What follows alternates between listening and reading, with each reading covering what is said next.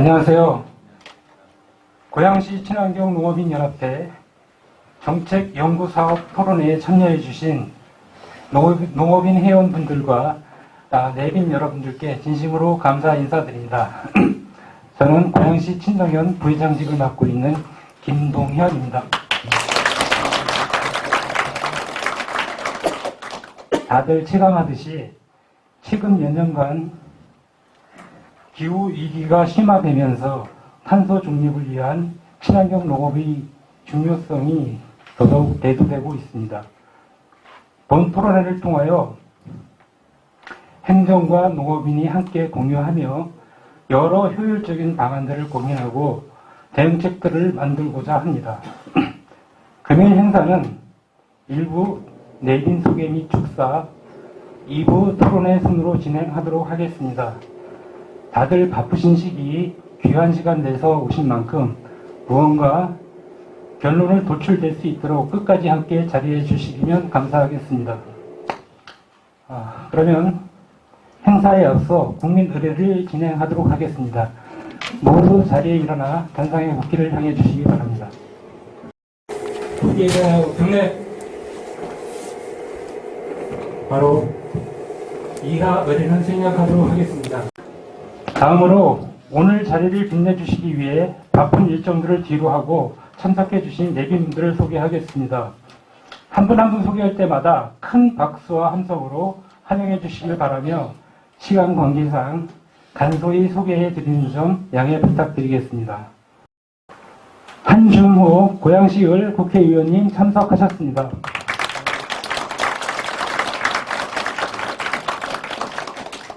유은혜 전 교육부 장관님 참석하셨습니다.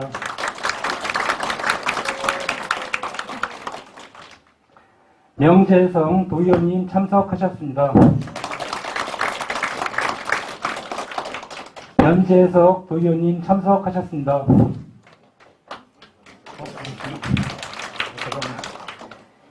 이경혜 경기도의회 의원님 참석하셨습니다. 김운남 고양시의회 의장님 참석하셨습니다.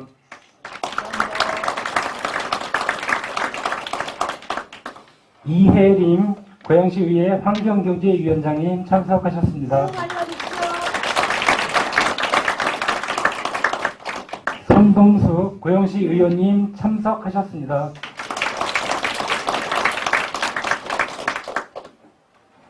정병춘 민주당 당대표 특별보좌관님 참석하셨습니다. 최승원 국토부 장관 보좌관님 참석하셨습니다. 아까 오셨다고.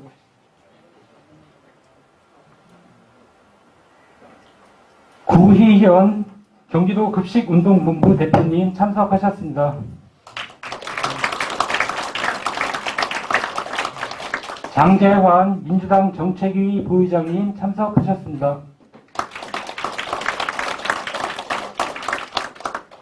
김상권 경기도 친환경 농업인 연합회 회장님 참석하셨습니다.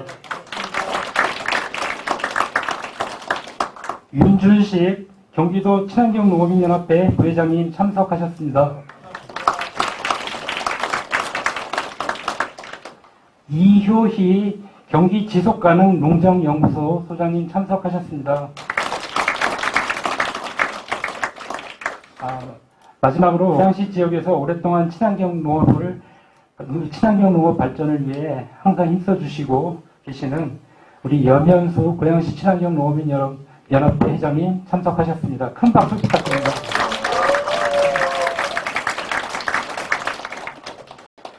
이어서 대사를 듣는 순서를 갖겠습니다. 염현수 고양시 친환경 회장님을 모시고 대회를 여는 말씀을 듣도록 하겠습니다. 박수로 모시겠습니다.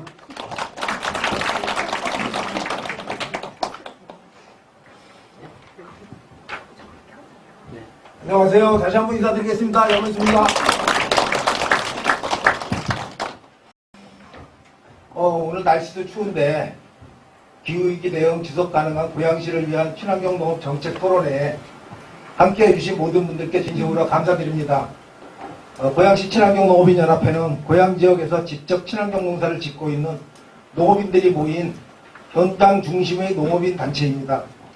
우리는 매일 기후위기와 생산비 상승, 노동력 부족, 판로 불안정이라는 현실 속에서 농업의 지속 가능성을 고민하며 농사를 이어가고 있습니다. 기후위기는 더 이상 미래의 문제가 아니라 농업 현장에서 이미 체감되고 있는 현재의 위기이며 생존의 문제로 다가오고 있습니다. 이러한 상황에서 친환경 농업은 탄소 감축과 생태 보존, 시민의 먹거리 안전을 동시에 실현할 수 있는 핵심적인 대안입니다. 그러나 지금의 농업 구조는 이러한 공익적 역할에 대한 정당한 보상이 거의 이루어지지 않고 있으며 그 부담은 고스란히 농업인 개인에게 전가되고 있습니다. 친환경 농업이 지속되기 위해서는 농업인의 환경 기후 대응 활동을 사회가 책임있게 보상하는 제도적 전환이 반드시 필요합니다. 경기도의 농업인 기회소득 제도는 농업인의 공익적 가치를 공식적으로 인정하고 친환경 농업인에게 더 두텁게 지원하는 정책입니다. 이는 단순한 지원 정책이 아니라 기후위기 대응과 생태 보존을 사회 전체가 함께 책임지는 새로운 사회적 합의입니다. 고양시는 수도권 대도시로서 환경 부담이 큰 만큼 친환경 농업이 만들어내는 공익적 가치에 대해 선도적으로 보상하는 결단이 필요하며 우리는 고양시의 기회소득 도입을 강력히 촉구합니다. 고양시가 2026년부터 로컬푸드 매장의 친환경 저탄소 농산물 유통 수수료 지원 정책을 발의한 것은 지역 생산자와 소비자 모두에게 긍정적인 전환점으로 평가합니다. 이 정책은 농가의 유통 부담을 완화하고 지역 내 생산, 유통, 소비가 연결되는 먹거리 체계 구축을 강화하기 위한 중요한 기반이 될 것으로 기대합니다. 그러나 더 나아가서 생산 기반 지원이 머무르는 농정에서 벗어나고 고향 친환경 농산물 소비 확대, 공공급식과 지역 먹거리 연계 강화, 그리고 생산과 소비가 함께하는 도시 먹거리 전략이 동시에 추진되어야 합니다. 농업의 시민의 일상 속에서 선택받고 지역 안에 순환할 때 친환경 농업은 지속 가능한 산업이 될 수 있습니다. 오늘 토론회가 기회소득을 포함한 고양시 환경농업 정책 전환의 출발점이 되기를 기대합니다. 고양시 친환경 농업인 연합회는 농민의 목소리를 정책으로 반영하며 책임있는 주체로서 앞으로도 적극 역할을 다하겠습니다. 감사합니다. 저기 내용 소개 시 좀 미처 못해드린 분이 있어서 다시 소개해드리겠습니다. 민경선 전 경기도 교통공사 사장님 참석하셨습니다. 한 박수 부탁드립니다. 노한우 전 경기도 일자리센터 이사장님 참석하셨습니다.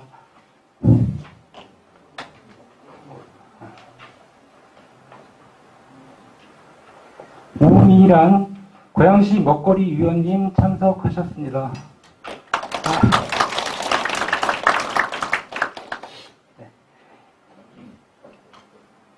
이어서 축사와 격려사를 듣는 시간을 갖겠습니다.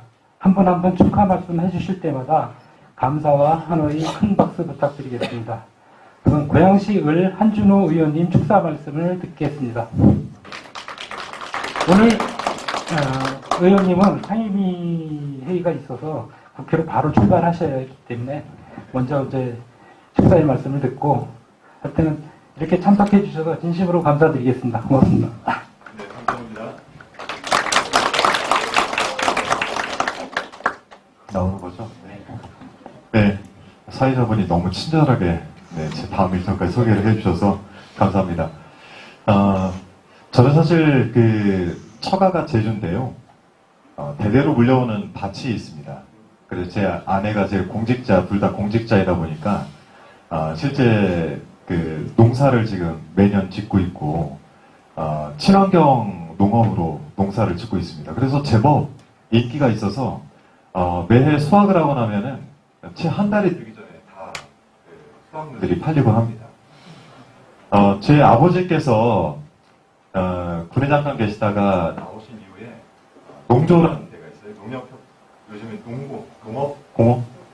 뭐죠? 농어청 공사. 네, 바뀌었더라고요.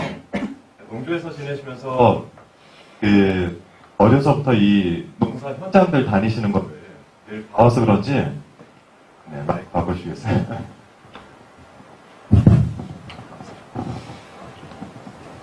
제가 여기 계신 분들과의 공감대가 어느 정도는 있는 것 같습니다. 이 경기도만 놓고 보더라도 전국적으로 그렇지 않은데 여러분께서 하고 계시는 친환경 농업 재배 면적만 놓고 보더라도 인구수로 놓고 보더라도 지속적으로 한 3년간 늘고 있습니다. 그런데 우리 고양시가 정말 안타깝게도 경기도 내에서는 이 면적이라든지 인구수가 늘지 않고 오히려 주는 추세에 있기도 하고, 우리 조금 전에 염현수 회장님께서 말씀 주셨지만 기본소득이든 기회소득이든 아직 도입을 하고 있지는 않습니다. 굉장히 저는 큰 문제라고 보고 있어요. 정치인들의 문제이기도 합니다. 이런 문제들 여기 오늘 올해 지방선거 나가시는 많은 분들 참여를 하고 계시는데 꼭 좀 오늘 귀담아 들으시고 이 부분에 대한 해결책들 반드시 만들어야 된다고 생각을 하고 있습니다. 경기도에서는 이재명 대통령께서 지사 시절에 군인들에게 그래도 친환경 농산품 먹이려고 애쓰시고 아이들에게 친환경 과일 먹이려고 애쓰고 했던 그런 도시가 아닙니까? 그래서 이런 명맥이 잘 좀 이어지고 그렇게 해서 실제 경기도가 다른 지역에 비해서는 이 시스템이라든지 아니면은 저희가 판로를 좀 안정시키는 부분에 있어서는 타 지역에 비해서는 상당히 우월하다고 듣고 있는데 우리 고양시는 그에 비해서 저희가 뭐랄까요, 아직은 좀 경기도 평균에 미치지 못하는 것 같아서 정말 아쉽습니다. 저부터 시작해서 오늘 주시는 여러 가지 말씀들, 저희 오늘 토론 발제문과 그리고 토론문들 잠깐 좀 앉아서 읽어봤는데 오늘 특히 여기 두 분의 시의원님도 와 계시고 하니까 오늘 내용들 잘 좀 담아서 저희 정치인들이 친환경 농업을 좀 뒷받침할 수 있도록 애써주시고 저도 국회 내에서 여러분과 함께 하겠다는 말씀드립니다. 1월이 다 돼가는데요. 새해 복 많이 받으시고요. 올 한 해는 우리 고양시가 친환경 농업이 경기도에서 뒤처지지 않고 오히려 선도해 나갈 수 있는 그런 발판들을 좀 만들었으면 좋겠다. 그리고 함께 하겠다는 말씀드립니다. 감사합니다.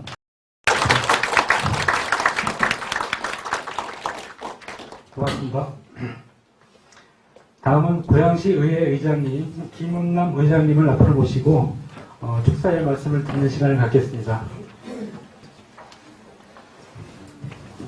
안녕하세요. 인사드리겠습니다. 고양 특례시의회 의장 김은남입니다. 키 크고 잘생긴 우리 한준호 의원님 뒤에 하니까 많이 쭈그려 보이죠? 네, 아니에요? 네, 그런 말씀이라도 너무 감사합니다. 우리 지속 가능한 고양시를 만들고 계시는, 그리고 친환경 농업을 위해서 열심히 노력하고 계시는 여기 농가분들께 먼저 감사의 인사를 드립니다. 새해 복 많이 받으십시오. 우리 고양시가 친환경 농업에서 많이 몇 년 전까지만 해도 참 많았거든요. 그러는데 실질적으로 많이 줄어들었습니다. 이 부분에 대해서 의원의 한 사람으로서 그리고 고양시의회 의장으로서 죄송한 말씀을 드리겠습니다. 그리고 오늘 우리 유은혜 전 장관님이 오셨어요. 우리 친환경 농업에 관심을 갖고 또 함께하는 이 마음이 대단하지 않으세요? 네, 우리 감사의 박수 한 번 더 쳐주시면 감사하겠습니다. 또 많은 시장 출마를 계획하신 분들도 오시고 그래서 좋은 기회일 것 같습니다. 그러니까 우리 한준호 의원님께서 말씀하셨듯이 우리가 그런 책임에서 함께한다라는 그 마음으로 함께하도록 하겠습니다. 오늘 우리 손동숙 의원님께서 오늘 또 같이 발제를 하시는데 우리 손동숙 의원님 참 열심히 하시는 시의원님이세요. 이혜림 위원장님도 마찬가지로 이렇게 함께해 주신 두 분 의원님께도 좀 힘내시라고 응원의 박수 한번 해주시면서 여러분 나가겠습니다. 감사합니다. 네, 고맙습니다. 마지막 축사로 유은혜 전 교육부 장관님을 앞으로 모시고 축사의 말씀을 듣겠습니다. 큰 박수로 모시겠습니다.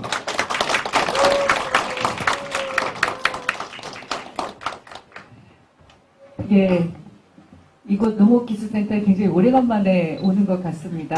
저에게는 정치적 고향이기도 하고 20년 이상을 살고 있는 이 고양시에서 친환경 농업은 사실 고양시의 그 농업의 역사, 뿌리를 이어오고 있는 분야인데 아까 우리 염현수 회장님 말씀 주셨듯이 여러 가지 뭐 이상기후뿐만이 아니라 판로의 문제라든가 이제 지속 가능한 농업을 가능하게 하는 기회소득이나 기본소득이 보장되지 않은 어려움들 잘 공감하고 있습니다.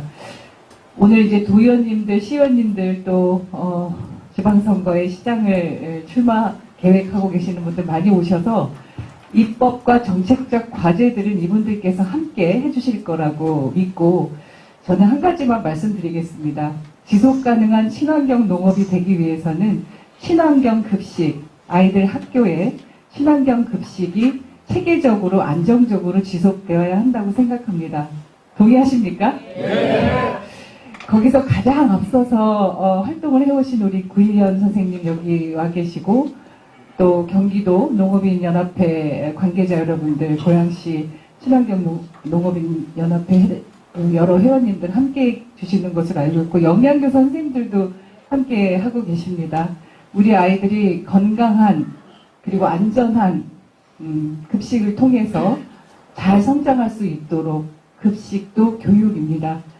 친환경 급식이 지속적으로 안정적으로 함께 될 수 있도록 저도 최선을 다해서 함께 노력하겠다는 말씀 드리고요. 오늘 이 자리에서 이야기되는 많은 제안들 또 귀 기울여야 될 내용들 열심히 함께 듣고 저도 끝까지는 못 있어도 발제하시는 분들 내용은 듣고 이석하도록 하겠습니다. 다시 한번 감사드리고 축하드립니다. 고맙습니다. 네, 고맙습니다. 시간 관계상 바쁜 시간 내서 와주신 모든 분들 말씀을 다 듣지 못하는 점 양해 말씀드리겠습니다. 다음은 격려사로 김상권 경기도 친정연 회장님 격려 말씀을 듣겠습니다. 앞으로 모시겠습니다. 큰 박수 부탁드립니다.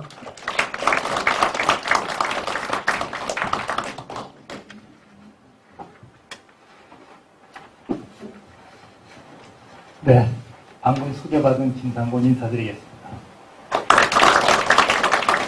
저는 오늘 이 자리에 참 그래도 고양시는 살만한 고향 지역이다. 왜냐하면 또 우리 한준호 의원님부터 또 우리 유은혜 장관님, 그 다음에 또 각 시의회, 또 도의회 의장님도 같이 참석해 주셔서 제가 봤을 적엔 고양시는 그래도 가장 활력 있는 도시다. 저는 그렇게 생각합니다.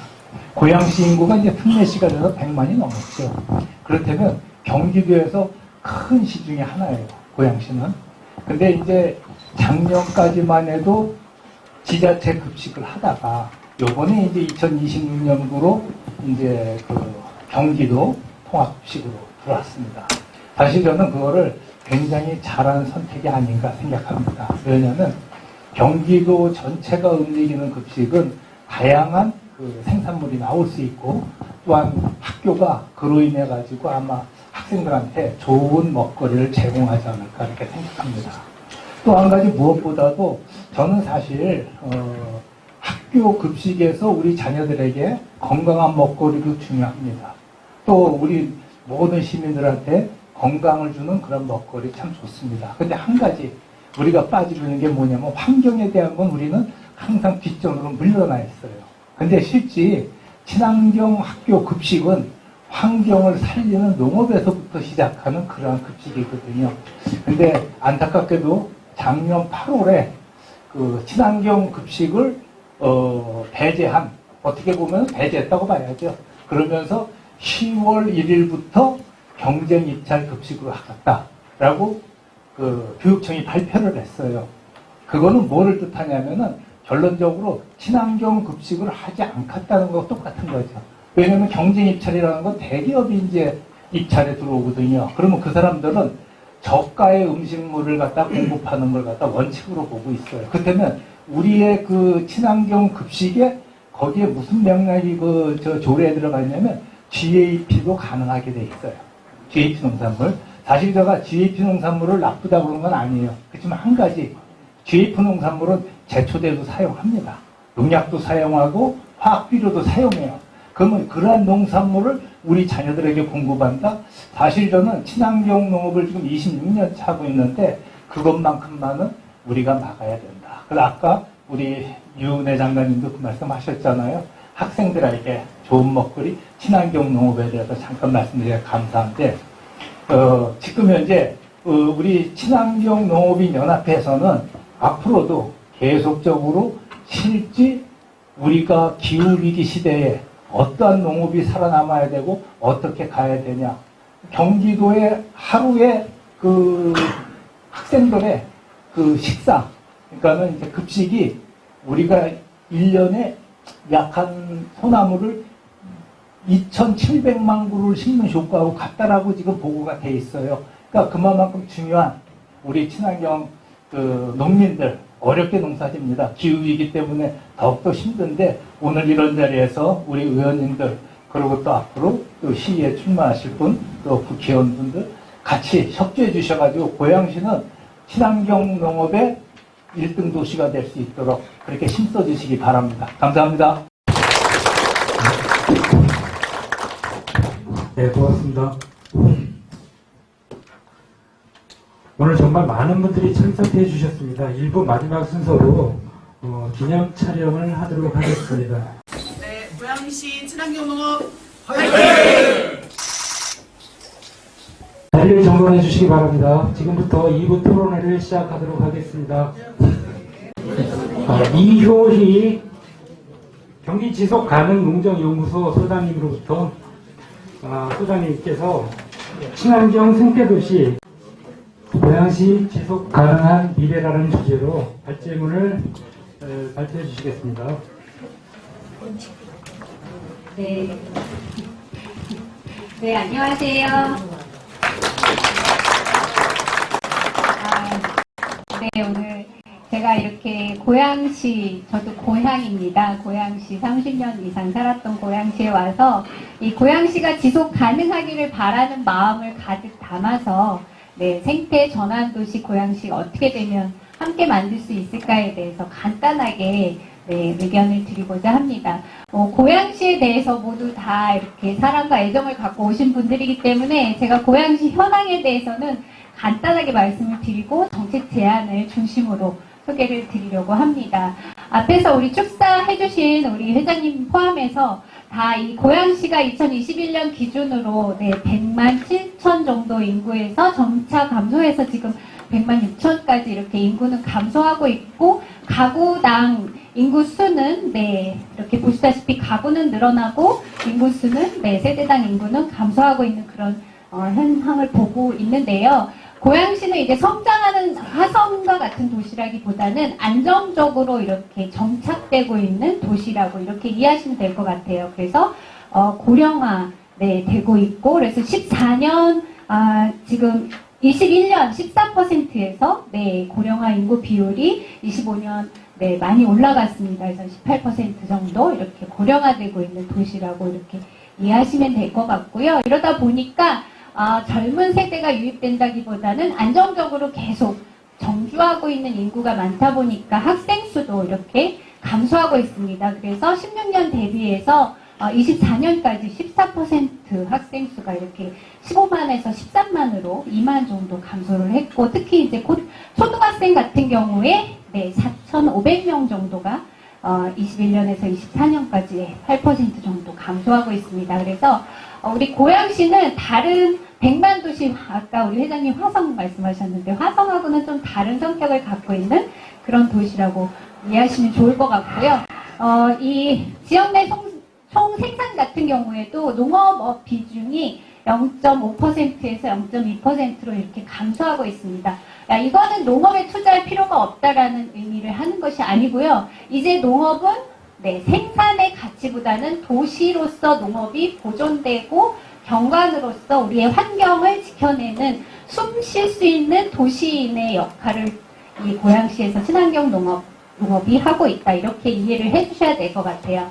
그래서 그러면 친환경 농업을 포함해서 농업 예산이 이렇게 지금 전체 고양시 예산 규모 지금 26년에는 이제 3조 4,210억 원으로 전년 대비해서 이제 2.4% 정도 증가했는데 그런 반면에 이제 농업 농촌 예산 같은 경우는 오히려 이제 감소했습니다. 그래서 앞에서도 말씀드렸지만 이 농업 예산이 네, 갖고 있는 의미라는 것은 우리의 경관과 환경을 보존하고 정주의 조건을 강화시켜주는 요소로서의 농업, 친환경 농업의 가치와 역할이 이렇게 전환된다는 측면에서 이 생태전환 도시 고양시가 앞으로 더 주목하고 확장시켜야 되는 영역이다, 이렇게 말씀을 드릴 수 있을 것 같습니다.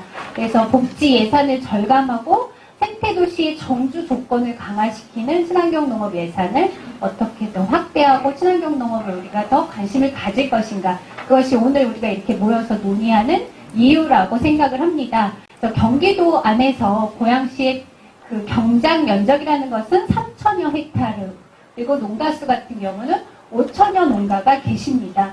그런데 이렇게 보시다시피 0.5 헥타르 미만 농가가 10농가 중에 9농가 돼요. 도시 근교에 원예라든가 버섯 농가들이 이제 많으시다 보니까 그래요.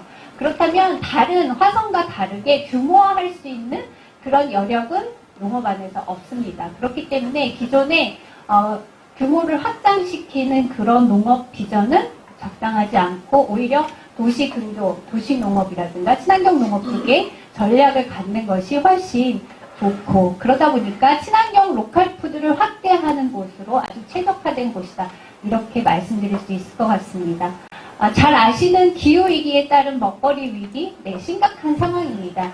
이 1도가 올라갈 때마다 주식으로 먹고 있는 우리 쌀, 또는 옥수수, 밀 같은 것이 10% 생산량이 감소한다고 합니다.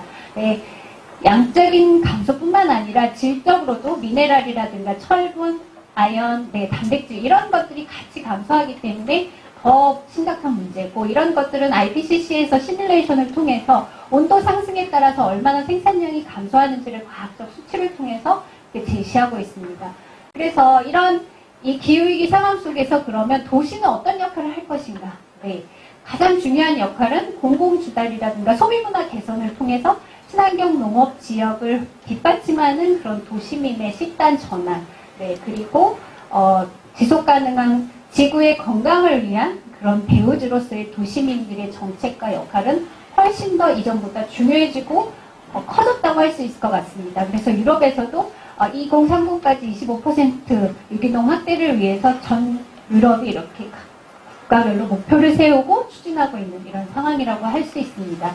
그리고 잘 아시다시피 우리 먹거리 계획, 도시에서 더 열심히 탄소 감축을 위한 노력들을 하고 있습니다. 전 세계적으로 파리시를 포함해서 캐나다의 토론토시, 그리고 호주의 멜버른시까지 이 도시가 먹고 살려면 어떻게 해야 되는가에 대한 고민들을 하고 있고, 그 고민 속에는 친환경 농업 확대를 도시 안에서 어떻게 할 것인가도 같이 포함되어 있다는 점이 굉장히 중요할 것 같습니다.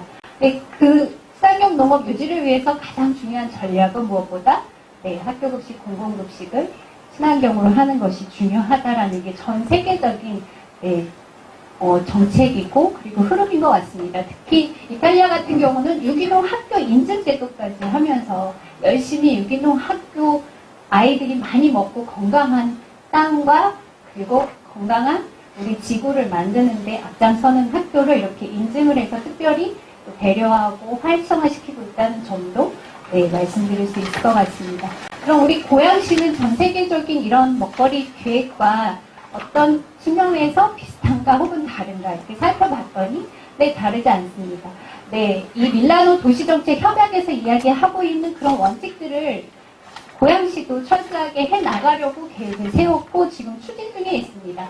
단지 지금 현재 우리가 친환경 학교급식 공공정책이라는 것이 아까 우리 김성훈 회장님 말씀하셨듯이 고양시 단체급식에서 광역급식으로의 전환 이런 지점들이 있는 거고, 그 다음에 이제 지속가능한 먹거리 체계를 구축하기 위해서 친환경 농업 확대를, 여기 글씨가 좀 흐리긴 하지만 26년까지 고양시에서 250명 만드시겠다, 그리고 240헥타르를 만드시겠다는 이런 먹거리 계획 속의 실천들이 약간 도달 지점의 시간 차이는 있지만 지향점이란다, 목표라는 점에 있어서는 저는 굉장히 잘 세우셨고 앞으로도 고양시가 잘 해나가실 거라고 이렇게 생각을 합니다.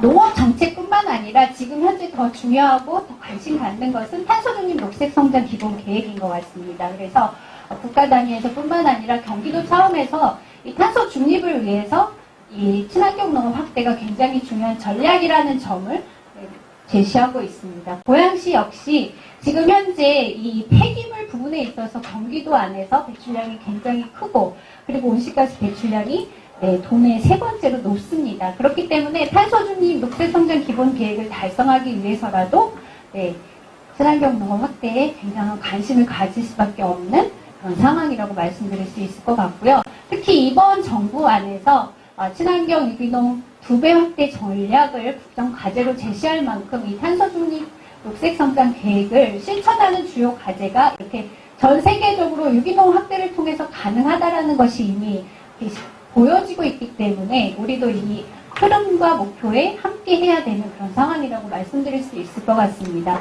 그런데 이렇게 증가하고 있는 전 세계 2000년 이후에 증가하고 있는 유기농 확대의 이 흐름과 반대로 우리나라는 아쉽게도 보시다시피 급격하게 증가하다가 전국적으로 친환경 인증 면적이 감소하고 정체하고 있는 상황입니다. 그렇지만 도시가 확대되고 있는 경기도 같은 경우는 오른쪽에 보시다시피 친환경 밀도가 안정적으로 유지되고 있습니다. 광역 친환경 학교급식의 역할 또 경기도의 정책들이 굉장히 중요한 힘을 발휘하고 있다 이렇게 평가할 수 있을 것 같고요. 그렇다면 이 고양시 같은 경우는 친환경 면적이 어떤가 살펴봤더니 18년 대비 24년에 경기도의 감소율 증가율 비교해봤을 때 사실은 전체 농지는 고양시의 농지가 12.4% 감소했습니다. 경기도 평균 9%보다는 면적이 더 급격히 감소했다고 볼 수 있습니다. 그럼에도 불구하고 전체 경지 면적에서 고양시의 친환경 농업 면적이 차지하는 비중은 결코 경기도보다 낮지 않습니다. 희망이 있다고 저는 생각을 합니다. 농지가 급격히 고양시에 사라지고 있지만 친환경 농지의 보존율은 여전히 경기도 평균보다 높다. 여기 함께 계시는 친환경 농민들이 그 친환경 농지를 지키고 친환경의 철학을 실천해 오신 덕분이라고 생각합니다. 감사의 마음을 담아서 박수 한번 다 같이 치시면 될 것 같아요. 이렇게 친환경 경기도 안에서 어려운 조건에 있지만 고양시가 유지하고 있는 이 현황 속에서 우리는 친환경 농지를 안정적으로 유지한 농가들을 또한 계속 지속하실 수 있는 정책과 방안들을 모색하는 것이 굉장히 중요하다 이렇게 생각합니다. 비록 무농약 비중이 굉장히 높고 유기농 비중이 낮은 이런 아쉬운 점은 있지만 앞으로 무농약뿐만 아니라 유기 전환도 굉장히 잘 될 수 있도록 정책적으로 과제로 가져가면 될 것 같습니다. 그래서 제가 이제 한 3가지 정도 크게 정책 제안을 드리자면 이 고양시의 지속 가능성 그리고 생태 도시를 위해서 제일 필요한 것은 무엇보다 생산부터 폐기까지 먹거리 체계 안에서 친환경성을 강화하고 탄소 배출을 저감하는 학교급식과 공공급식 체계를 가져가는 것이 첫째로 가장 필요한 일이라고 생각을 합니다. 그리고 앞에서도 말씀드렸지만 고양시의 이 로컬푸드 직매장이 18개고 전국에서 가장 많고 매출도 가장 높습니다. 그럼에도 불구하고 친환경 로컬푸드를 이렇게 앞세우지 못하고 있는 상황입니다. 그래서 우리 양평처럼 앞에 친환경 로컬푸드 이렇게 고양시도 전체 로컬푸드 매장에 명패를 바꿔서 우리의 로컬푸드의 지향성의 목표를 확실하게 가져가는 것을 제안을 드립니다. 그리고 무엇보다 이러한 정책의 전반적인 틀은 우리 친환경 유기농 2배 확대라는 고양시의 명백한 목표를 가지고 가야 될 것 같은데 이유는 친환경은 탄소 배출 저감 효과가 일반 농업보다 20% 정도 뛰어나고 토양에 저장하는 능력은 30%나 더 높기 때문입니다. 이런 과학적 근거에 바탕해서 우리가 기후위기에 대응하는 친환경 생태도시 고양을 향해 가야 된다고 생각을 하는데 오늘 이렇게 임원분들과 고양 친농연 임원분들과 청년들과 제가 이렇게 간담을 했을 때 청년들이 이후에도 이제 발표를 해주시겠지만 지금 친환경 벼가 등급을 가지고 이렇게 수매를 하고 있는데 등급 없이 수매를 하는 것이 굉장히 필요할 것 같고 친환경 청년농들이 살아남아야 농업의 지속 가능성이 있기 때문에 청년농의 지속 가능성을 위한 조직화 굉장히 필요할 것 같습니다. 그리고 무엇보다 친환경 농산물의 판로 보장 그리고 그를 위한 기회소득 조례 제정이 정책적으로 현재 가장 필요한 정책이 아닐까. 그리고 친환경 로컬푸드 우리가 앞으로 더 강화하기 위해서는 소비자들에게 친환경 지향성을 더 알리고 교감하는 그런 일들이 앞으로 더 많이 일어나야 될 것 같습니다. 경기도에서 하고 있는 친환경 농민 기회소득이 여주시만 지금 안 하고 있는데 농민 기본소득 조례를 하지 않은 고양시는 친환경 농민 기회소득 자체도 없습니다. 그래서 일단 기본소득 조례도 없고 친환경 농민들에게 이 공익적 가치에 대한 혜택이라고 할까요? 인정? 네, 가치를 공유하는 시민과의 전체적인 교감도 부족한 이 고양시에서 친환경 농민 기회소득 혹은 환경을 지키는 친환경 농민들의 공익활동을 지원하는 조례, 이런 것들이 조례로 제정이 된다면 앞으로 고양시의 친환경 농업뿐만 아니라 생태 전환 도시, 고양시가 지속 가능한 그런 도시로서 이 경기도 안에서 빛날 수 있지 않을까? 이런 생각을 가지고 제 발표는 간단하게 마치도록 하겠습니다. 감사합니다. 그러면 본 토론회 좌장님을 맡아주실 고희현 경기도 급식운동본부 대표님을 앞으로 모시고 좌장님 좌석에 좀 착석해 주시기 바랍니다. 예, 토론회는 고희현 좌장님으로부터 이제 토론을 시작하도록 하겠습니다. 네.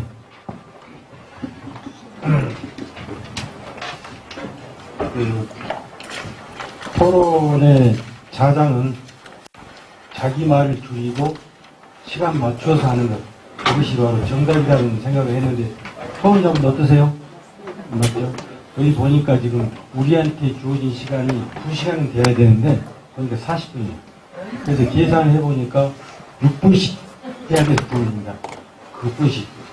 예, 그래서 저도 가능하면은 절제를 하고 여러분들의 그 토론을 보니까 감성도 이입하면서 자기 주장들 대단히 있으셨어요. 그래서 정권 대체가 상당히 가능하겠다.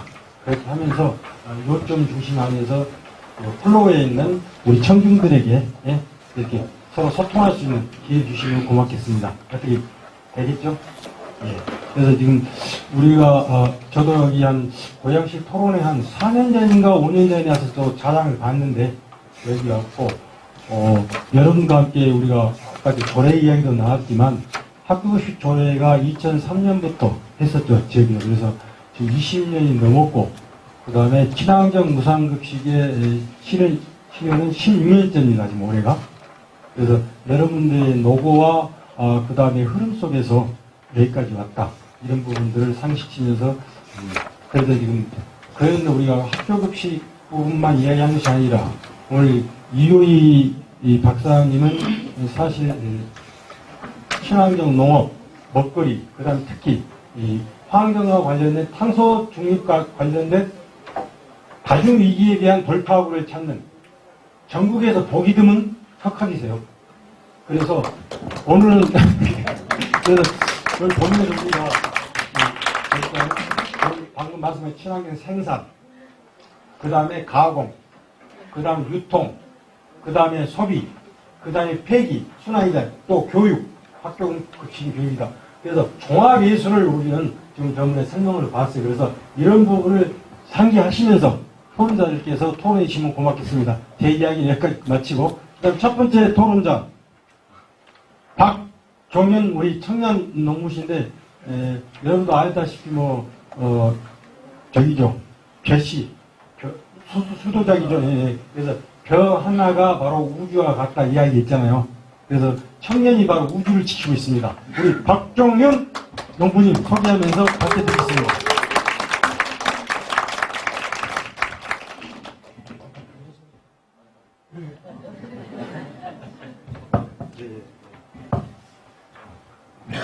네, 안녕하십니까. 저는 고양시에서 소도적하고 있는 박종현입니다. 오늘은 친환경 농업 확대를 가로막고 있는 현장과 현실과 지속 가능한 농업을 위해 어떤 조건이 필요하다고 생각하는지 생산자 입장에서 말씀드리고자 합니다.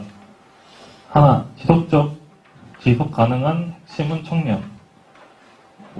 우리 사회는 빠르게 고령화가 되고 있고 농지도 계속 줄어들고 있습니다. 농업 역시 기존 방식만으로는 지속 가능성을 담보하기 어려운 구조에 놓여 있습니다. 정부와 지자체는 친환경 농업 확대 정책을 추진하고 있지만 실제로 청년들이 농업, 특히 친환경 농업으로는 유입되는 흐름은 정체가 되어 있습니다. 인구 107만 대도시 고양시에서는 청년들이 농업이 그리고 친환경 농업에 과연 매력적인 선택지가 잘 되고 있는지 근본적인 점검이 필요합니다. 그리고 고양시는 도시화가 빠르게 된 지역입니다. 농지은행 제도를 통해 청년에게 우선 임대한다고는 하지만 실제 현장에서는 농지를 확보하기가 매우 어렵습니다. 개발, 그리고 높은 임대료, 토지 분절화로 인해 신규 진입은 물론 기존 농가의 규모 확대가 거의 불가능한 상태입니다. 도시개발로 농지가 수용되어 기존 농지를 지키기도 어렵고 안정적으로 소득을 만들기 위해서는 일정 면적 이상 경작 규모가 필요하지만 현실적으로 그 기준은 확보하기가 어렵습니다. 그리고 제가 하고 있는 쌀농사는 면적당 소득 한계가 분명합니다. 현장에서는 쌀농사만으로는 미래가 없다라는 인식이 확산되고 있고 이는 청년들이 농업을 장기 직업으로 선택하는데 큰 장벽이 작용됩니다. 둘째는 친환경 농업 전환 장벽.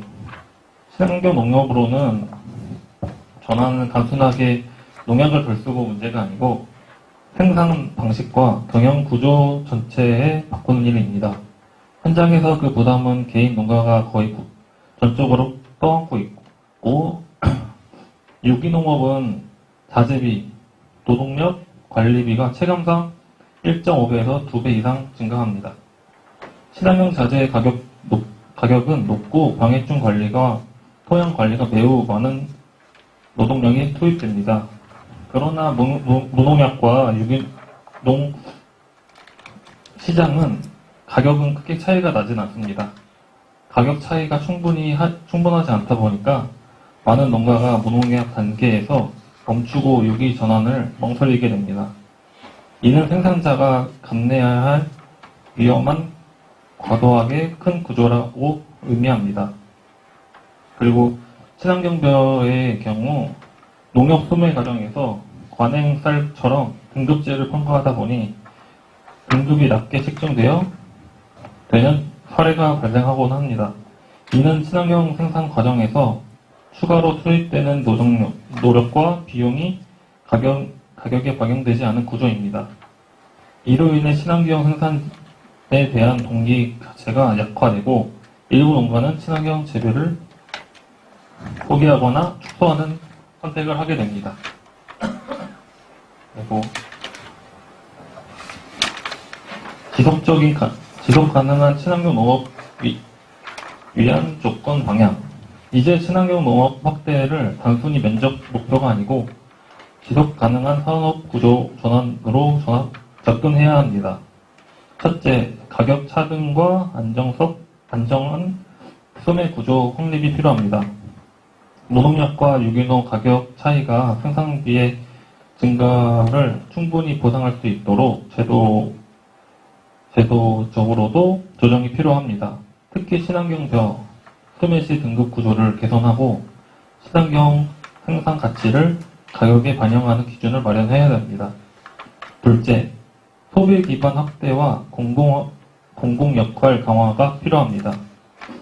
경기 침노면 소비자 단체, 지자체 협력하여 친환경 농업을 환경적 가치, 탄소 감축, 토양 수질 개선 효과를 시민에게 적극적으로 알리는 공공 캠페인이 필요합니다.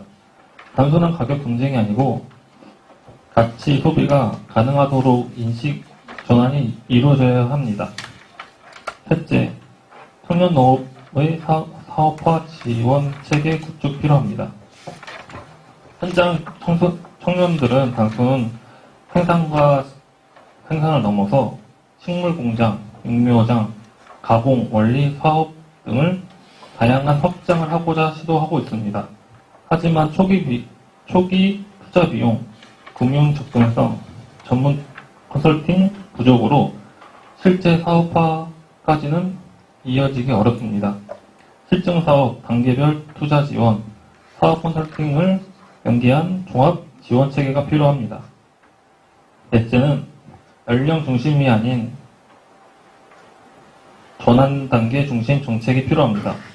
청년 우선 정책이 필요하지만 나이 기준으로만 정책을 설계할 경우 중간 세대가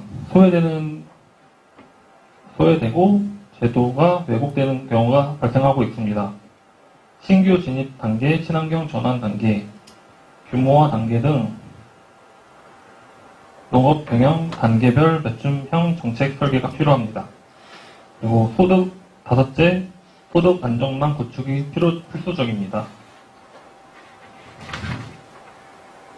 친환경 농업 기본소득의 고양시 도입은 단순한 복지가 아니고 친환경 전환을 가능하게 하는 사회적 투자입니다. 최소한의 소득 안정이 확보되어야 농가가 위험 감소하고 전환하는 도전을 할 수가 있습니다. 이상으로 발표를 마치겠습니다. 감사합니다. 고맙습니다. 일거리 딱 정확히 짚으셨어요. 아쉬운 점 있으면 나중에 한 말씀 하시길 바라고. 지금 몇 편이나 지금 연행당하고 계세요? 3,000평 정도, 네, 얼마 안 되죠. 하여튼 지금 주장하시는 대안들이 이루어지면은 계속 남으셔야 됩니다. 네, 저는 계속 꾸준히 늘려갈 생각으로. 화이팅 하십시오. 네, 고맙습니다. 자, 그 다음에는 우리 김지영님인데, 우리, 산왕산, 고양시에 하신 거 아쉽게 오래됐는데, 거기를 파헤치면서나 힘들어서 고생을 많이 하셨고, 또 먹거리 고민을 많이 하셔서, 고양시에 보기 드문 생태 시민이자 먹거리 시민입니다. 우리 김지영 선생님, 네. 부탁드리겠습니다. 안녕하세요. 네, 반갑습니다. 저에 대해서 좀 파악을 하셨는지 몰랐습니다.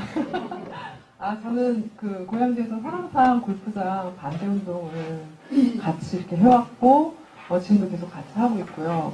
그 지역 근처에 살아왔었고, 또 약간 이제 떨어져 지금 아이들 학교 때문에 또 다니기도 하고, 그리고 현재 녹색 소비자인데 전국 협의회 먹거리 위원이고 이사로 활동하고 있습니다. 그래서 먹거리 관련해가지고, 이제 여러 친환경 농업 관련 네트워크들과 같이 그동안 해왔는데, 실제 아이들을 키우는 소비자로서, 그 다음에, 여러 가지 지역에 활동했던 일들을 이렇게 담아보면 지금 굉장히 이렇게 싹 흘러갑니다. 근데, 제가 올해 연도에 또 작년에 해가지고 바로 지금 여기라는 기후정의, 기후불평등 영화제를 통해서도 그 농민들의 어려운 삶들을 다시 한번 그 영화를 통해서도 다 알리게 되었었고, 그리고 저희가 또 그걸 할 때마다 늘 언제나 농민의 친환경 농산물 공동구매를 늘 같이 해왔습니다. 그래서 지금 사랑산 골프장 때도 친환경 농산물 공동구매하고 계속 지금 몇 년째 하고 있고요. 서울에서도 지금 공동구매 운동들이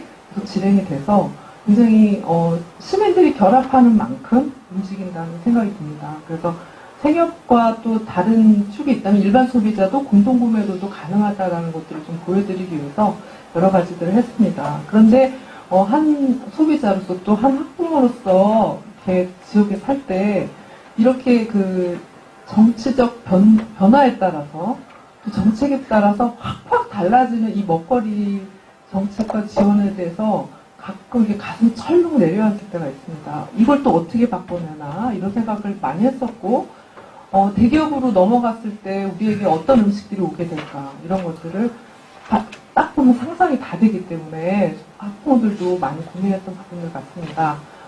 제가 그 먹거리 기본법 관련해가지고 전국에서 같이 여러 이제 농민 단체들과 함께 얘기했을 때 몇 가지 메시지를 우선 먼저 좀 전하고 싶은 거는, 먹거리 관련한 법은 돌봄의 정신이 꼭 있어야 됩니다. 그래서 돌봄의 정신으로 해야 되겠고, 그 다음에 두 번째는 먹거리 기본권은 사람을 생각해야 한다라는 걸 잊지 않아야 될 것 같습니다.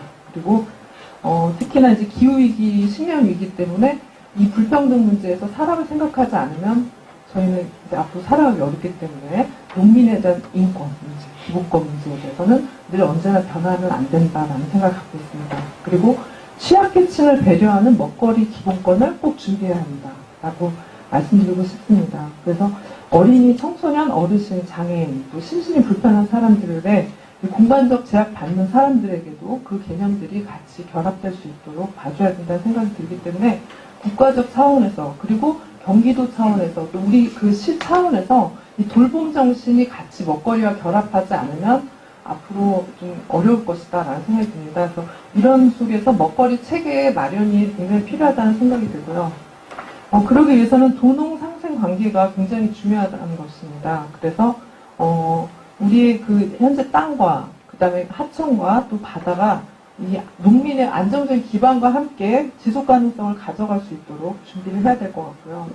그러기 위해서는 가치를 생산하는 생산자 그리고 가치를 소비하는 소비자가 중요합니다. 그래서 우리가 지금 고향 지역이 수도권이잖아요. 그래서 도시 소비자들이 생각하는 소비를 할 수 있도록 이런 부분들을 같이 고민을 해야 녹색 소비의 방향으로 갈 수 있고 그쪽으로 대전환이 될 수 있기 때문에 그런 부분에서 내용들이 좀 정리될 것 같습니다. 특히나 고향 지역은 로컬푸드 매장의 그 엄청 활성화된 게 전국적으로 알려져 있기 때문에 이 사회경제 모델 창출이 좀 더 앞으로 좀 세분화되면 좋겠어요. 제가 로컬푸드 매장의 이용자로서 가봐도 딱 보면은 이제 주소지를 보면 여기 그 도로 가까이에 있는 이제 로컬푸드들이 쫙 보이잖아요. 먹거리 농산물.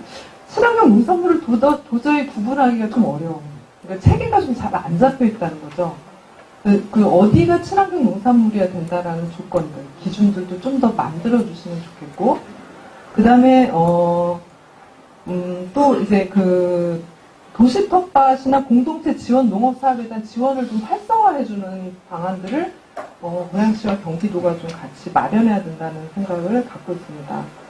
그리고 이제 제일 제가 이제 본 거는 먹거리 생산지의 그 청정 지역에 대한 선정이 되게 중요한 것 같습니다. 어떻게 이게 가능할지는 제가 잘 모르겠는데 실제 고향 지역에 이제 새로운 이제 시장 후보님들이 이제 오셔서 말씀하고 계시겠지만 청정 지역에 대한 존을 만들 수 있을까?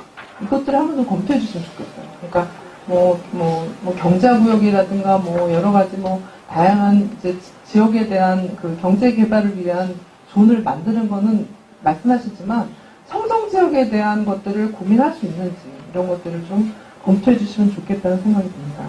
왜냐하면 탄소 흡수원이기 때문에 그렇습니다. 그래서 이제부터는 지속 가능한 고향이 되려면 녹지, 농지 플러스 습지, 그 다음에 숲, 이 모든 것들이 같이 연결돼서 탄소 흡수원으로서 가치를 재창출해야 됩니다. 그런데 제가 볼 때 고양시에 있는 그 관련 과들이 다 분산돼 있어요. 나눠져가지고 얘기들이 하나도 모아지지가 않습니다. 그래서 어디는 탄소 흡수원이 아니라고 본다고 하는 전문가들의 얘기까지 고양시 내부에 있는 분들까지도 그렇게 말씀하시기 때문에 이제는 좀 바뀌어야 되지 않을까라는 생각이 듭니다. 그래서 그렇게 좀 길어졌나요? 먹거리 그래서 종합지원센터 이런 것들이 좀 다시 재점검돼야 된다는 생각이 들고요. 그래서 좀 마무리를 좀 드리자면 제가 간단하게 이 하나를 한번 읽어드리면 좋을 것 같아요. 제가 재작년에 써놨는데 농민이라면 누구나 한 해 동안 심을 작물을 계획하고 어떻게 지을 것인지 계획해 농사를 짓습니다. 이 마을에는 산과 하천도 있고 마을과 학교도 있습니다. 농약을 사용하는 농지도 있고 친환경 농법으로 밭을 일구는 농지도 있습니다. 밭 근처에는 지붕 없는 고가도로가 있고 정수장이 있고 정수장과 300m 거리에 골프장이 있습니다. 그리고 그 밭에서 조금 걸어가면 송전탑이 서 있고 800m 가면 소각장이 있습니다. 골프장에 뿌리는 농약은 비산제로 300m 거리의 정수장으로 날아가기도 하고 고가도로의 자동차 바퀴에서 떨어진 타르는 바람을 타고 밭으로 떨어집니다. 소각장 연기에서는 유해 화학물질이 검출되겠죠. 또한 송전탑 고압은 농산물에 영향을 미칠 수 있겠죠. 이런 상황에서도 친환경 농사를 일구기 위해 농민들과 주말 농장하는 가족들은 열심히 채소를 가꿉니다.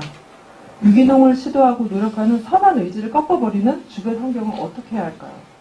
지방정부는 이런 문제에 어떤 문제의식을 갖고 있을까요? 라는 것들을 제가 글로 이렇게 짤막하게 써놨었는데 이제 더 이상 이런 지역이 되면 안 되겠다라는 생각을 갖고 있어요. 그래서 고양시도 어떻게 계획을 짜야 제대로 농민들도 농민들의 그 앞으로 산터를 잘 갈 수 있고 정말 탄소 흡수로서 농지를 잘 가져갈 수 있을지 이런 것들을 좀 반영해 주시면 좋겠습니다. 감사합니다.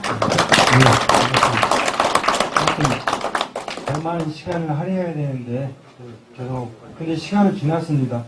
그래서 초범이라 용서하겠습니다. 네, 고맙습니다. 하여튼 철학들 돌봄의 가치 실현은 바로 어떤 다양한 공익성들을 펼쳐나가는 것들.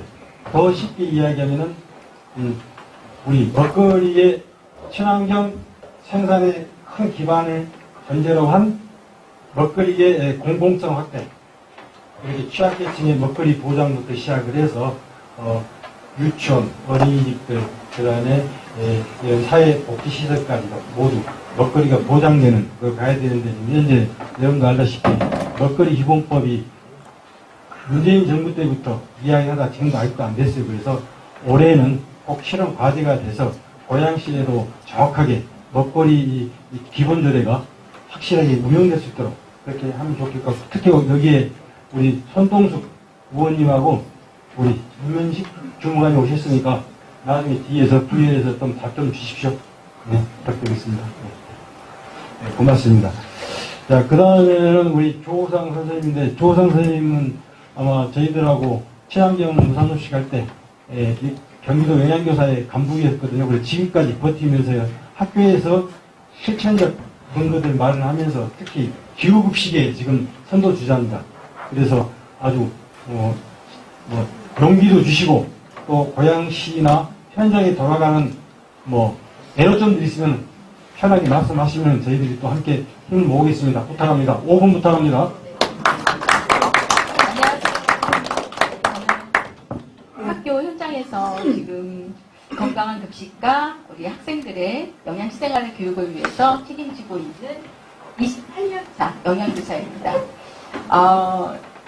아까 한춘호 의원님께서 우리 고양시의 이 친환경 실태가 경기도의 평균도 못 미친다라고 말씀을 하셨어요. 그런데 저희 여기 계신 선생님들 다 아시겠지만 제가 98년도에 학교급식을 처음으로 시작을 하면서 저희가 2000년대 초반 우리 고양시는 쌀급식 지원 사업을 시작으로 우리 2000년대 후반 이 급식, 친환경 급식 농산물을 학교급식에 지원하는 그런 사업으로 고양시 자체적으로 열심히 정말 지금까지 달려온 것 같습니다. 그래서 지금 모르겠어요. 여러 가지 정책이나 이런 것들은 경기도에 못 미칠 수 있었겠지만 우리 고양시의 이 친환경을 위해서 노력해 주신 우리 선생님들과 여기 계신 모든 분들과 저희 우리 학교에 있는 우리 영양 선생님들 우리 모두는 정말 그 열정만큼은 경기도보다 훨씬 더 높다고 생각을 합니다. 자신합니다. 제가 말씀드리고 싶은 거는 이게 마이크가 잘 안 나오는 것 같아요. 목소리가 크니까 그냥 할 수 있습니다. 우리 학교급식 제가 저한테 주어진 거는 학교 현장의 친환경 농산물의 활용 현실과 개선 과제를 이야기해달라는 거였어요. 근데 또 어떻게 이야기를 말씀을 드려야 할까 여러 가지 고민을 했는데요. 저는 이렇게 말씀을 드리고 싶습니다. 학교 현장에서 친환경 농산물 사용은요. 네, 감사합니다. 이제는 선택이 아닌 의무다 그리고 권리다라고 말씀드리고 싶습니다. 아까 말씀드렸듯이 2000년대 초반부터 쌀 지원을 사업을 통해서 그리고 고양시만의 친환경을 찾아왔습니다. 20년간 지속되어 왔어요. 그 20년 동안, 20여 년간 우리 조금씩 쌓아온 이런 신뢰는요, 진짜 고양시의 학교급식은 너무너무 안전해. 우리 아이들을 위해서 안전해. 그리고 학교급식 정말 믿을 수 있어. 이런 단단한 그런 그 신뢰를 형성해 왔고요. 그런 신뢰는 정말 가치가 되었습니다. 그래서 이제 학교급식, 학교에서의 친환경 식재료 사용은 선택이 아니라 고양시 학교급식이 지향하는 공공성의 얼굴이며 브랜드가 되었습니다. 아까 우리 발제해주신 이효희 소장님께서도 말씀을 해주셨잖아요. 그 여러 가지 선진국들의 친환경 그 사용 형태는요. 네. 네, 학교급식은 단순히 배고픔을 해결하는 급식이 아닙니다. 아까 유은혜 장관님께서도 말씀하셨듯이 학교급식은 교육이거든요. 학생의 건강권, 미래 세대를 위한 식생활 교육, 그 다음에 농업 환경, 지역 경제가 연결된 공공 정책입니다.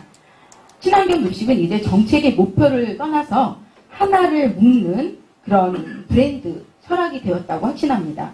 이 브랜드는요, 학생들이 학교를 기억하고 느끼는 학교에 대한 기억이고요. 학부모가 갖는 학교에 대한 신뢰입니다. 지역사회가 평가하는 공교육의 수준이 되었습니다. 또 우리 친환경 급식은요, 우리 영양 선생님들, 여기 계신 영양 선생님들 저뿐만 아니라 우리 고양시 영양 선생님들의 자긍심이고 자신감이고 자존심입니다. 식재료 선택의 기준과 철학이 되었고요. 단순 조달이 아닌 대기업에서 이렇게 그냥 입찰 형식으로 하는 그런 단순 조달이 아닌요. 식단의 설계, 조리 과학을 어떻게 할 것인가, 영양, 환경을 어우르는 판단 기준을 만들어 주었습니다. 친환경 학교 급식은 종종 가격, 행정, 민원이라는 현실 앞에서 그래도 나는 아이들의 건강과 미래를 지키는 일을 하는 사람이다라는 자긍심을 저희에게 만들어 주었습니다. 친환경 식재료를 사용하는 일은요, 아이들의 성장 과정에서 불필요한 위험을 줄이고 보다 안전한 환경을 제공하려는 직업적 윤리와 실천이기도 합니다. 이 선택이 당장 눈에 띄는 결과로 보이지 않더라도 그래도 우리는 옳은 방향으로 가고 있어라는 확신을 가질 수 있었습니다. 그리고 이런 확신은 자신감이 되어서 친환경 급식으로 인한 많은 이슈를 해결해 나갈 수 있었습니다. 잔류 농약과 환경호르몬, 토양과 수질보호, 아이들의 장기적인 건강에 대한 영향, 지역 농가와의 상생 등 친환경 농산물, 친환경 식재료 사용은요, 진짜 단순한 소비가 아니라 우리 아이들이 매일 경험하는 가장 현실적인 생태 환경 교육이라는 확신에 찬 자신감이 되었습니다. 친환경 학교급식은요, 우리 영양 선생님들에게 자존심이기도 합니다. 예산이 부족할 때, 행정이 복잡할 때, 또 여러 가지 민원에 시달릴 때, 이 정도만 괜찮지 않느냐라는 분위기 속에서 아이들의 식탁 앞에서는 부끄럽지 않는 선택을 하려는 마음입니다. 우리 아이들은 친환경 농산물로 차려진 한 끼 급식을 먹음으로써 스스로 친환경 명품 브랜드 가치를 소비하는 그런 사람이기도 하고요. 그리고 다 먹고 그것을 실천함으로써 우리 지구 환경을 지키는 히어로가 되기도 합니다. 친환경 농산물 사용에 있어서 이 조리사님들, 조리시문사님들의 노동의 대가 또한 친환경 학교급식이란 브랜드 가치를 높이는데 정말 일조하였습니다. 친환경 급식을 제공하는 저희 여기 계신 모든 선생님들, 그리고 저를 포함한 우리 영양 선생님들한테 정말 이제는 자신감이고 자긍심이고 자존심입니다. 그리고 또 제공받는 사람한테도요. 친환경 급식은 이게 비용이 아니라 미래에 대한 투자이며 번거로움이 아니라 책임이라고 확신합니다. 아이들의 건강은 타협의 대상이 아닙니다. 그러므로 학교급식에서 친환경 농산물 식재료 사용은요, 선택이 아닌 의무이며 권리라고 말씀드리고 싶습니다. 감사합니다.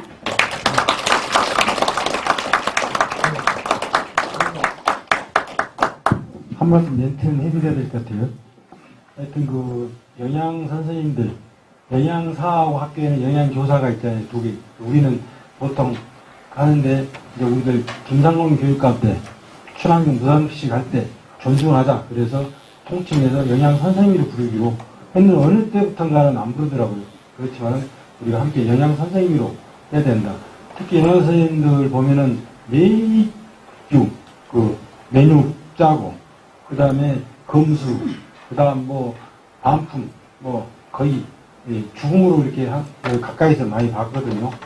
그리고 특히 요즘 같은 경우에는 함께 하는 동료, 급식 노동자들, 해안부터 시작한 군골격계의 이런 산재들, 이런 부분에서 고통스러워합니다. 그래서 이런 부분에 대한 우리가 몰랐던 부분들을 그냥 한 끼 밥상 그냥 나온다 이렇게 생각하면 안 된다는 생각들을 또 우리가 농민들이나 우리 그 시민들도 정확하게 알아야 된다 그런 말씀 드리고, 특히 당부드리고 싶은 것은 조우상 선생님은 학교에서만 혼자 잘하지 말고 모든 선생님들과 함께 친환경 농민들과 함께 소통하고 체험하는 그게 좀 앞장섰으면 쓰겠다.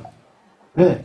지금 현재 초등학교하고 중학교는 친환경이 되잖아요. 근데 고등학교는 고기를 좋아한다고 하지만 부족해요, 아직도.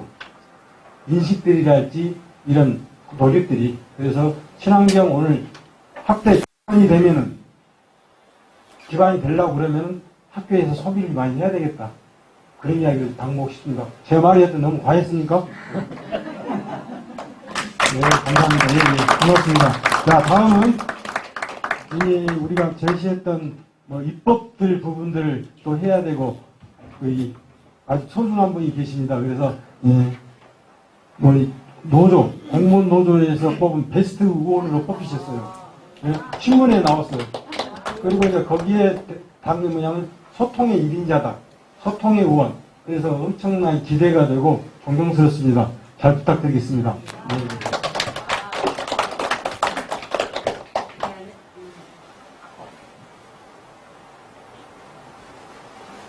네, 안녕하십니까. 네, 안녕하십니까. 고양시의회 환경경제위원회 손동숙 의원입니다. 너무 처음에 부담을 주셔서 사실 이런 자리에 와 있으면 어깨가 굉장히 무겁습니다. 제 말 한마디가 또 어떤 중요한 그 결정의 계기가 되기도 하기 때문에 조심스러운 것도 있고 또 그만큼 책임감도 느낍니다. 제가 강원도 인제에서 고등학교 때까지 부모님과 농사를 짓다가 상경을 했습니다. 그래서 제가 고양시 의회에 의원으로 들어오면서 늘 고양시 농업 발전을 위해서 그리고 또 우리 농업인들의 입장 대변을 위해서 저는 나름대로 많이 노력을 했다고 생각하는데 이런 자리에 올 때마다 항상 갈 길이 멀지 않나라는 생각이 좀 들어서 마음이 좀 무겁습니다. 모두가 같은 마음이면 좋겠는데 또 같이 일하시는 분들이 또 중요시하는 생각하는 정책들이 또 다 다르다 보니까 어쩔 수 없는 부분들도 있지만 제가 오늘 토론회에 참석한 만큼 계속 반복돼서 나오고 있는 입법에 관한 문제는 저희 관련 상임위 의원님들하고 더 심도 있게 논의해 보도록 하겠다는 말씀을 드리겠습니다. 저는 오늘 6분에 맞춰야 되다 보니까 좀 원고가 긴데 잘라내고 중간중간 말씀드려야 될 것 같아요. 저는 오늘 지방의회가 어떤 역할을 해야 되는지에 대해서 제가 생각하는 바를 좀 말씀을 드리도록 하겠습니다. 이제 탄소 중립은 이제 선택의 문제가 아니라 지방정부가 반드시 책임져야 할 핵심 과제가 되었습니다. 그 과정에서 농업의 역할이 얼마나 중요한지는 여기 계신 모든 분들이 또 알고 계실 거라고 생각합니다. 우리 고양시도 탄소 중립 녹색 성장 기본 계획을 통해서 농축산 분야 온실가스를 2018년 대비 2030년까지 1,000톤 감축한다고 목표를 세웠습니다. 그리고 이 계획 속에서 친환경 농업 확대는 핵심 과제로 분명히 제시되고 있습니다.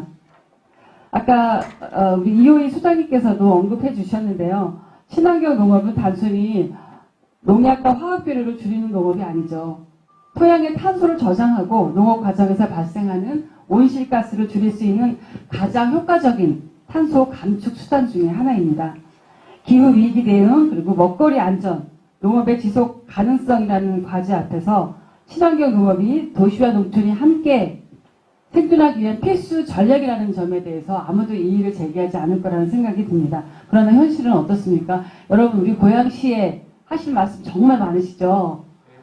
그 말씀들이 다 정확히 전달이 돼서 빨리빨리 무엇인가가 해결됐으면 좋겠는데 서두에 말씀드렸듯이 모두 생각이 같았으면 좋겠지만 그렇지 않은 부분들이 현실이라는 말씀을 좀 드리고 싶어야 됩니다. 경기도 전체적으로는 친환경 농업이 증가하고 있지만 우리 고양시 친환경 인증 농가 수와 재배 면적이 오히려 감소하고 있습니다. 이는 단순한 통계 수치의 문제가 아니죠. 우리 고양시에서 친환경 농업인들을 대하는 구조적 한계라고 저는 생각을 합니다. 이 구조로는 친환경 농업을 지속적으로 확대해 나갈 수 없겠죠. 해외 사례는 분명한 방향을 제시하고 있습니다. 유럽연합과 일본은 친환경 농업을 공공의 이익을 창출하는 활동으로 인식하고 있습니다. 환경을 지키는 농업인에게 직접적으로 보상을 하고 있습니다. 즉 농업인이 환경을 보호할수록 소득이 보장되는 구조를 만들어주고 있습니다. 이러한 변화는 국내에서도 이미 시작이 되었죠. 최근 정부는 친환경 인증 면적 확대를 지방자치단체 평가 지표에 반영하고 이를 재정 인센티브와 연계하고 있습니다. 이제 친환경 농업은 하면 좋은 정책이 아니라 지방 정부가 성과를 증명해야 하는 정책이 되었습니다. 그렇다면 우리 고양시에서 친환경 농업 확대를 가로막는 걸림돌은 무엇일까요? 첫 번째, 농가의 부담 문제입니다.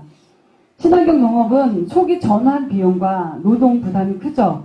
그리고 판로가 불안정할 때는 농가에 큰 위험으로 작용을 합니다. 인증을 위한 시설 개선과 자재, 인력 투입, 수확량 감소에 대한 우려까지 더해져서 충분한 지원 없이는 농업 전환을 하기가 어려운 실정입니다. 둘째, 유통과 소비의 연결 부족입니다. 친환경 농산물은 안정적인 판로와 가격 보장이 있어야만 지속될 수 있습니다.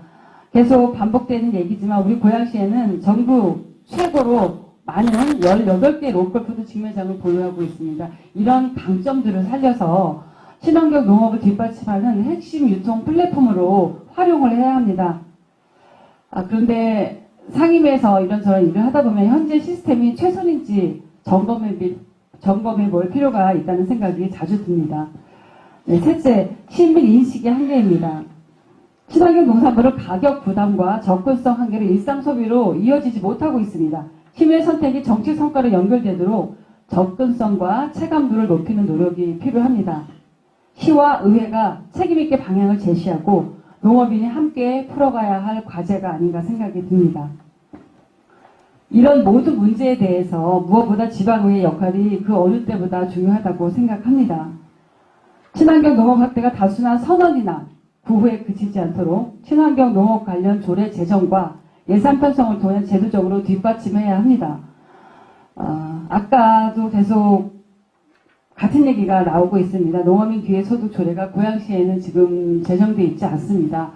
24개 지자체로 지금 확대가 되어 있는데 관련 상임위에서 조금 더 이 입법에 대해서 심도 있는 논의가 필요하지 않을까라는 생각이 듭니다. 이런 조례가 있는지, 이런 조례가 왜 필요한지 모든 의원님들이 공감대를 형성해야 가능한 일이 아닐까라는 생각이 들어서요. 저부터도 조금 더 노력해 보겠다는 말씀을 드리겠습니다.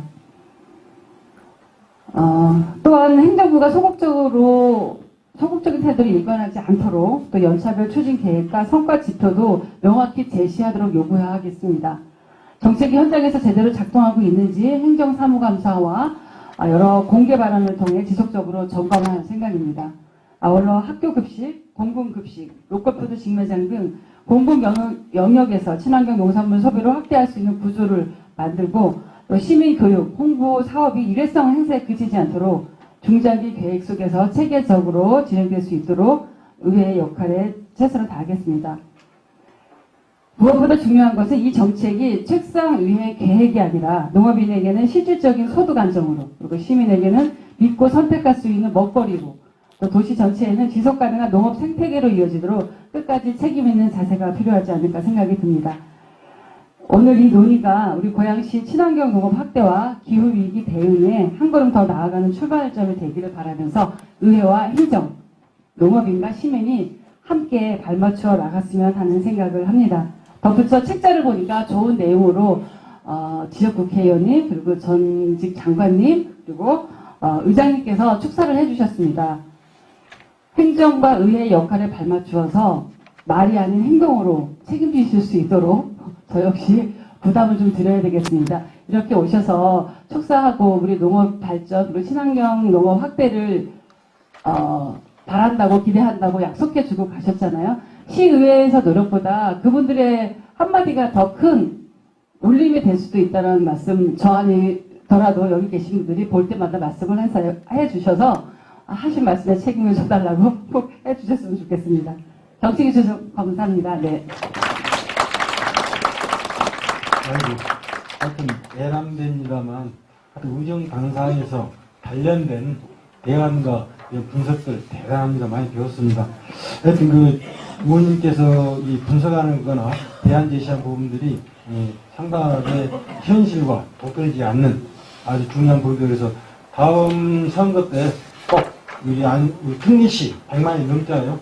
유권자, 국민들이 함께 맞을 수 있는 정책을 꼭 내가지고 꼭 당선되시기를 제가 또 안산시민이 이렇게 응원하겠습니다. 네. 고맙습니다. 그리고 아까 말씀하셨던 거 친환경 농업 확대나 기반 조성 관련 조례들 있잖아요. 서로 이제 먹는 것은 여야가 따로 없지 않습니까? 네. 그래도 같이 철학 같은 그래서 함께 꼭 한번 앞장서서 해주시면은 우리 시민들이 엄청나게 행복해 할 것 같습니다. 여담은 조금. 예, 사실은 제가 여기 토론에 참석하면서 국민의힘 관계자분들이 한 분도 안 계시는 거예요. 축사를 봤더니 다 민주당 유명 인사분들만 오시고 해서 저도 사실 부담스럽습니다. 제가 왜 저기 가서 기회소득 얘기를 하고 있나라고 제가 뒷말을 들을 수도 있어요. 근데 제가 서두에 얘기했지만 저는 농부의 자식입니다. 여당, 야당, 이게 당의 문제가 아닌 것 같아요. 그리고 충분한 보상이 필요한 일이란 생각이 들고 우리 고양시 농업인들이 타 시도 농업인들에 대한 상대적 박탈감 가지면 안 되지 않겠습니까? 이거 분한 일이죠. 그래서 저 역시도 노력하겠습니다. 열심히 노력하겠습니다. 끝까지 지금 경청하고 계시는 이경혜 도의원님도 공약 잘 만들으셔서 잘 되시 바랍니다. 고맙습니다. 자, 다음 마지막 토론. 하여튼 어떻게 소개해야 할지 잘 모르겠습니다만은 멋있습니다. 하여튼 그 농업기술센터의 농업가분들은 어느 지역이나 친환경을 사랑하고 먹거리의 중요성 이 부분들 뼈저리 느낀 분들만 거기에 공무원으로 있습니다. 맞죠? 네, 맞습니다. 예, 대안도 주시고 가오도 말씀 주시면 고맙겠습니다. 부탁합니다. 6분. 네. 네, 안녕하세요. 고양시 친환경 농업과 스마트 농업을 담당하고 있는 김현식 주무관입니다. 네, 먼저 고양시의 친환경 농업 현황과 행정에서 추진하고 있는 기본 방향부터 말씀드리겠습니다. 고양시는 현재 친환경 농업 가치를 지키기 위해 크게 3가지 방향에서 관련 정책을 추진하고 있습니다. 첫 번째로는 가장 체감하시는 높은 생산비 문제를 완화하기 위해서 친환경 농업 직불금과 친환경 재배 장려금이라는 최소한의 안정장치를 마련해 운영하고 있습니다. 두 번째로는 친환경 인증 과정에서 발생하는 인증비와 검사비를 지원해 인증 유지에 따른 부담을 덜어드리고 있습니다. 마지막으로 유기농업자재 지원과 함께 임산부 친환경 농산물 지원 사업을 통해 생산과 소비가 연결되는 구조를 유지하려고 노력하고 있습니다. 다만 이러한 정책들은 사실상 대부분의 지자체가 공통적으로 추진하고 있는 기본적인 보조 사업이기도 합니다. 그래서 고양시는 여기에서 한 단계 더 나아가서 저희 생산 분야 지원 관련해서 기후 변화에도 흔들리지 않는 미래형 친환경 농업 기반, 즉 스마트 농업 기반 구축에도 함께 집중을 하고 있습니다. 이런 맥락에서 고양시가 바라보는 현실적인 문제는 친환경 농업이 쉽게 확대되지 않는 이유가 있다고 생각합니다. 저는 이를 크게 3가지로 보고 있습니다. 첫 번째는 생산 단계의 불확실성입니다. 고령화와 인력이 부족한 상황에서 친환경 농업은 관행 농업보다 2~3배 이상의 노동력이 필요하고 기후위기로 병해충 발생 예측이 어려워지면서 친환경 방제만으로는 한 해 농사를 통째로 이룰 수 있다는 부담이 큽니다. 두 번째로는 인증 유지에 따른 행정적 부담입니다. 영농일지 작성이라든지 잔류농약 검사 등 절차가 까다로운 데다 고양시처럼 농지가 분산된 도시 근교 지역에서는 비의도적인 농약 비산으로 인증 취소 위험도 존재합니다. 세 번째는 경제성의 한계입니다. 유기자재 비용이 높고 수확량을 20에서 30% 감소하는 반면 일반 시장에서는 제값을 받기 어려워서 공공급식이나 로컬푸드 같은 안정적인 판로가 반드시 필요하지만 현재 그 시장이 충분히 크지 않은 상황입니다. 그래서 이러한 구조적 한계를 고려해서 저희 생산 분야에서는 고양시 친환경 농업의 고질적인 숙제인 병해충 관리와 노동력 문제를 스마트 농업 기술로 보완하는 방향으로 전략을 설정하고 있습니다. 스마트팜을 통해서 재배 환경을 정밀히 제어한다면 생산성은 높이면서 농약 사용과 환경 부담을 최소화하는 미래 친환경 농업이 가능하다고 보고 있습니다. 그래서 고양시는 도심형 스마트팜과 농촌 스마트팜을 병행 추진하며 친환경 농업이 현장에서도 유지되고 점진적으로 전환될 수 있는 기반을 차근차근 만들어 가겠습니다. 네, 이상으로 고양시 친환경 농업 현황과 방향에 대해 간략하게 말씀드렸습니다. 감사합니다. 예, 고맙습니다. 아마 여기에 센터에 계신 우리 농민분들이나 분들이 아마 질문을 제가 보기 느낌상 한 부분이 전화할 것, 질문할 것 같아서 네, 네. 예, 준비 좀 해주십시오. 네. 예. 그래서 여기에 보니까 지금 여기에서 먹거리 위원회까지 담당하시죠? 아니요? 거기서? 저희가 이제 생산 지원 분야가 있고 또 유통하는 분야도 있고 소비하는 분야도 따로 파트가 있다 보니까 저희는 생산 지원 분야에서만 나와 있습니다. 답변 부탁드릴게요. 네. 자, 지금 여기 분까지 왔는데 어떻게 지루하셨나요? 어땠나요? 우리 예, 재밌으세요? 저쪽 양주에서 경기도 원외 회장님이신 이남영 선생님 여기가 오셔서 보니까 절대 다 읽고 공부하시는데 그렇게 공부할 게 또 남아있습니까? 아, 열심히십니다. 예, 고맙습니다. 회장이라고 하시면 안 되고요. 예, 지금. 전 회장이 아니죠. 그렇습니까? 네. 한 번 회장, 영원한 회장은? 아니죠. 예. 고맙습니다. 하여튼 열심히. 자, 여기까지 지금 했는데, 질질 끌 수는 없고, 일단은 지금 토론자들이 토론을 했는데, 회장님, 이 부분에 대해서 한 말씀씩 이렇게 해주시고, 그 다음에, 해주시고, 잠깐만요. 지금 여기까지 왔기 때문에, 여기 안에 계신 분들, 질문하실 분들, 이렇게 하시면서 질문하실 분 계세요? 이렇게 드리면. 질문하실 분 두 분 손들으셨습니다. 어디에 사신다는 말씀하시고. 저는 뭐 일어나서 할까요? 아니. 일어나서 하면 떨려가지고 앉아서 하도록 하겠습니다. 양해 부탁드리겠습니다. 지금 이제 마지막에 김현식 선생님께서 이렇게 관련한 농업 지원 사업에 대해서 소개를 해주셨는데, 고양시도 이렇게 스마트팜에 대한 어떤 확대 정책이 되게 활발히 이루어지는 것 같습니다. 사실 저는 고양시 송포에서 식물 공장을 운영을 하고 있습니다. 그래서 그 현장의 애로사항을 앞에 계신 뭐 정치인분들이나 인사님들께 좀 한 말씀 드려보려고 하는데요. 제가 궁금한 것은 친환경 재배 장려금이라고 해서 헥타 116헥타에 5,600만 원의 어떤 예산이 이렇게 잡혀 있는데, 요거 같은 경우는 그 친환경 농산물을 재배를 하면 그것에 대한 어떤 그 소득적 보전으로 이렇게 지원을 해주는 것이라고 알고 있습니다. 근데 사실 저는 식물 공장을 약 20평 정도의 규모를 해서 운영을 하고 있고, 주간 매주 어떤 기후 상황에 상관없이 300에서 400kg 정도의 어떤 채소류를 생산을 하고 있습니다.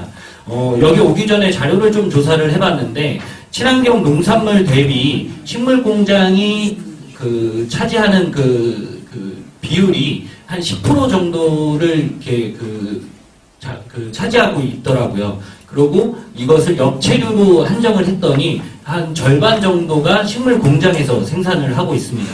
이런 부분에 있어서 식물 공장에서는 적은 면적에서 보다 많은 농산물을 생산을 하게 되는데, 저희 같은 경우는 사실 면적이 20평이다 보니까 재배장려금을 산출을 했을 때 10,000원조차도 안 되는 그런 부분의 어떤 애로사항이 있습니다. 그래서 앞으로의 어떤 정책이나 제도적인 부분에서 친환경 농산물에 대한 어떤 생산량을 기준으로 이런 기준점을 하나를 더 만들어 주신다면은 저희 같은, 그리고 또 앞으로 식물 공장이나 스마트팜이 농업의 미래다라고 해서 시작하는 새로운 농부들에게 있어서도 많은 도움이 될 거라고 생각되어서 건의드립니다. 네, 건의사항이죠?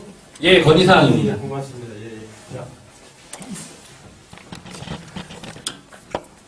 네, 안녕하세요. 저는 고양시에서 30년을 먹거리에 관심을 가지고 있는 우미란이라고 합니다. 아까 소개는 고양시 먹거리 위원으로 소개가 되었는데요.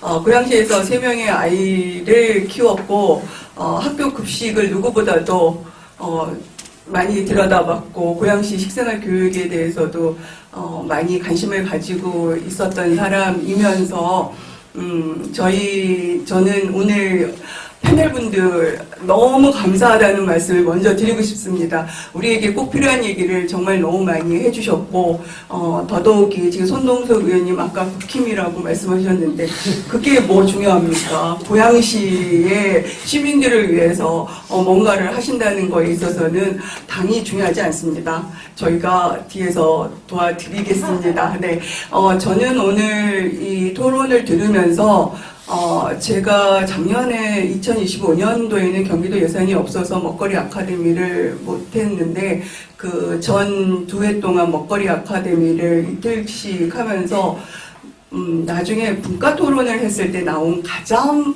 많은 얘기가 고양시 먹거리 정책에 대해서 반영을 해줬으면 좋겠다라는 게 다 학교 급식 얘기였습니다.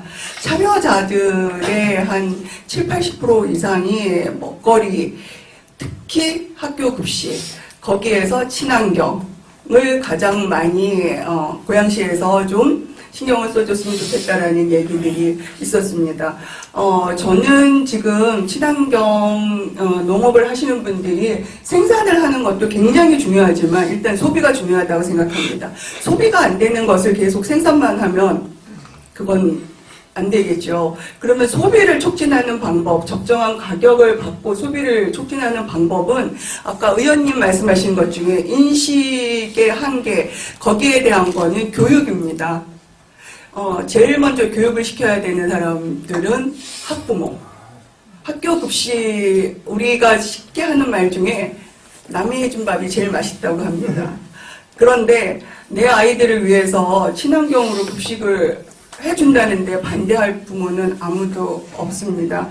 그래서 일단은 우리가 고양시 시민들 대상으로 식생활 교육, 특히 친환경 농산물이 우리에게 주는 영향이 어떤 영향이 있는지를 좀 알리는 거를 좀 하고 그 다음에 학교의 아이들이 대상인, 급식의 대상인 아이들에 대한 교육도 필요합니다. 우리가 왜 친환경 급식을 먹어야 되는지 아이들 스스로도 알 수 있게끔 이렇게 양쪽에서 교육이 된다면 재배하시는 분들한테는 굉장히 도움이 되고 지역사회에 있어서의 탄소 중립도 굉장히 도움이 될 거라고 생각을 합니다. 그리고 또 하나는 아까 조례 제정에 관한 말씀이 있었는데 이것은 의원님들만의 일은 아니고 시민과 각계각층에 지금 오늘 나와 계신 분들 중에 영양쌤, 조우상쌤은 경기도의 보물입니다. 이런 분들 같이 모여서 고양시에 꼭 필요한 조례가 어떤 건지 같이 꼭 만들어 주셨으면 하는 바람으로 제가 건의처럼 말씀을 드리는 건데 또 하나 여기에 덧붙이자면 저도 말이 빨라지네요. 고양시의 식생활 관련하고 로컬푸드가 18개 매장이 있지만 친환경 농산물을 가지고 시민들이 체험하고 그걸 가지고 먹을 수 있는 체험관이 없습니다. 이거를 친환경 농산물 우리가 로컬푸드 매장 18개 매장을 다 가봐도 친환경 매대는 정말 조금 있고 친환경 농산물은 별로 눈에 보이지가 않습니다. 그렇다면 우리가 오늘 정책 토론회는 친환경 농업을 육성시키는 거기 때문에 그런 거를 제가 먹거리위원회에서도 상당히 많이 말씀을 드리는 얘기이기도 한데 매대를 늘려주시고 또 친환경 먹거리를 체험하고 그것이 우리에게 어떤 영향을 주는지를 같이 누릴 수 있는 그런 교육을 할 수 있는 복합문화센터 같은 것들을 시에서 예산 편성할 때 좀 해주셨으면 합니다. 그리고 우리 인접 지역에 있는 파주시에서는 이것을 위해서 지금 노력을 하고 있다라는 거를 형님, 저는 고양시가 파주시보다는 형님뻘이라고 생각하는데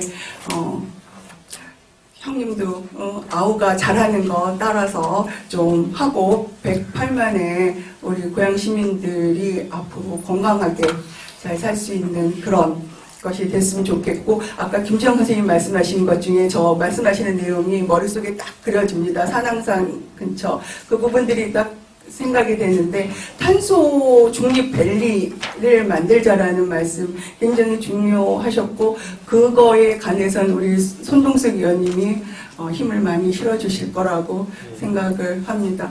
네. 2부는 뒷풀이 때 하는 거. 네, 알겠습니다. 이것으로 마치겠습니다. 오늘 같이 해주셔서 패널분들 너무 감사합니다. 고맙습니다.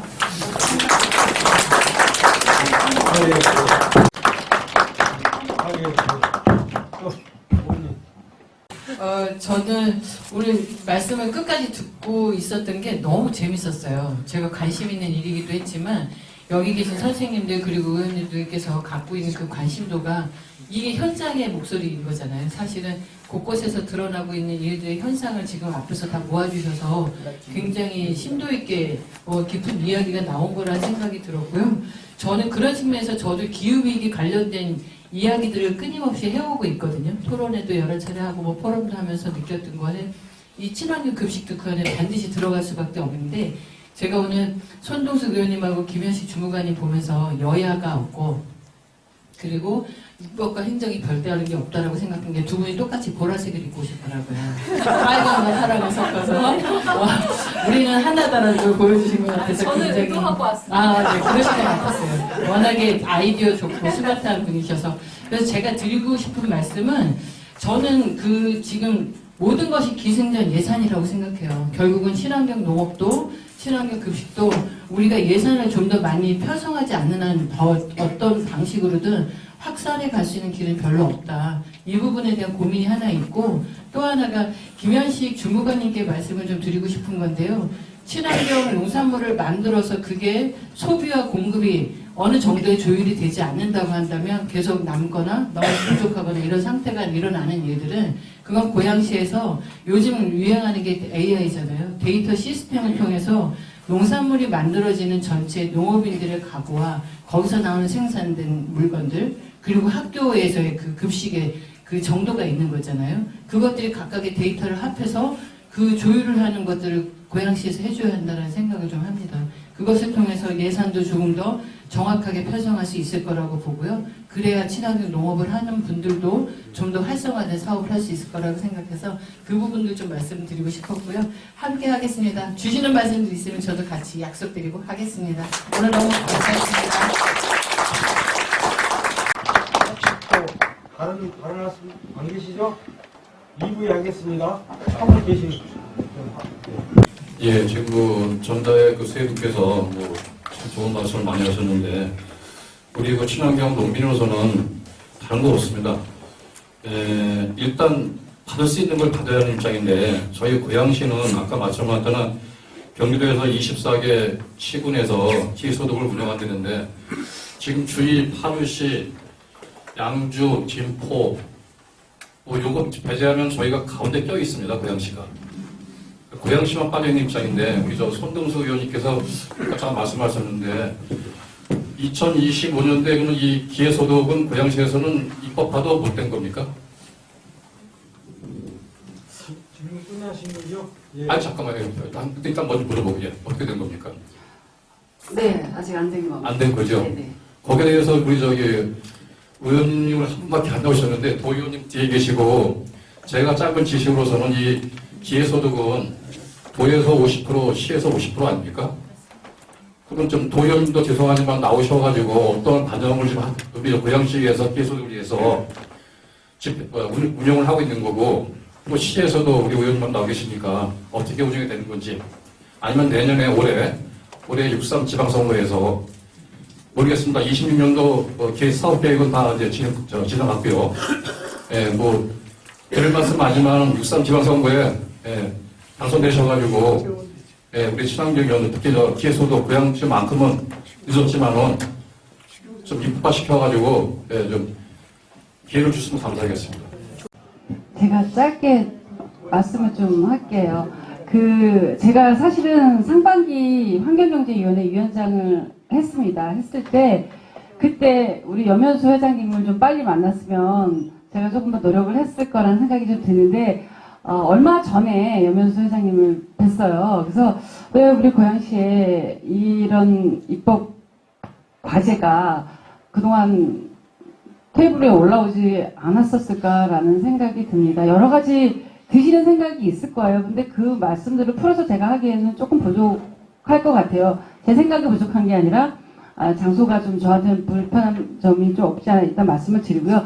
저는 이 말씀이 나가면은 저도 어떨지 모르겠지만 저는 여러분들이 선동을 좀 해야 되고 저는 사실 여기 계신 여러분들의 목소리가 커져야지만 뭔가를 바꿀 수 있다고 생각해요. 우리 예를 한 가지 들어볼게요. 우리 고양시에 전국에서 가장 많은 로컬푸드 매장이 있는 이유가 뭘까요?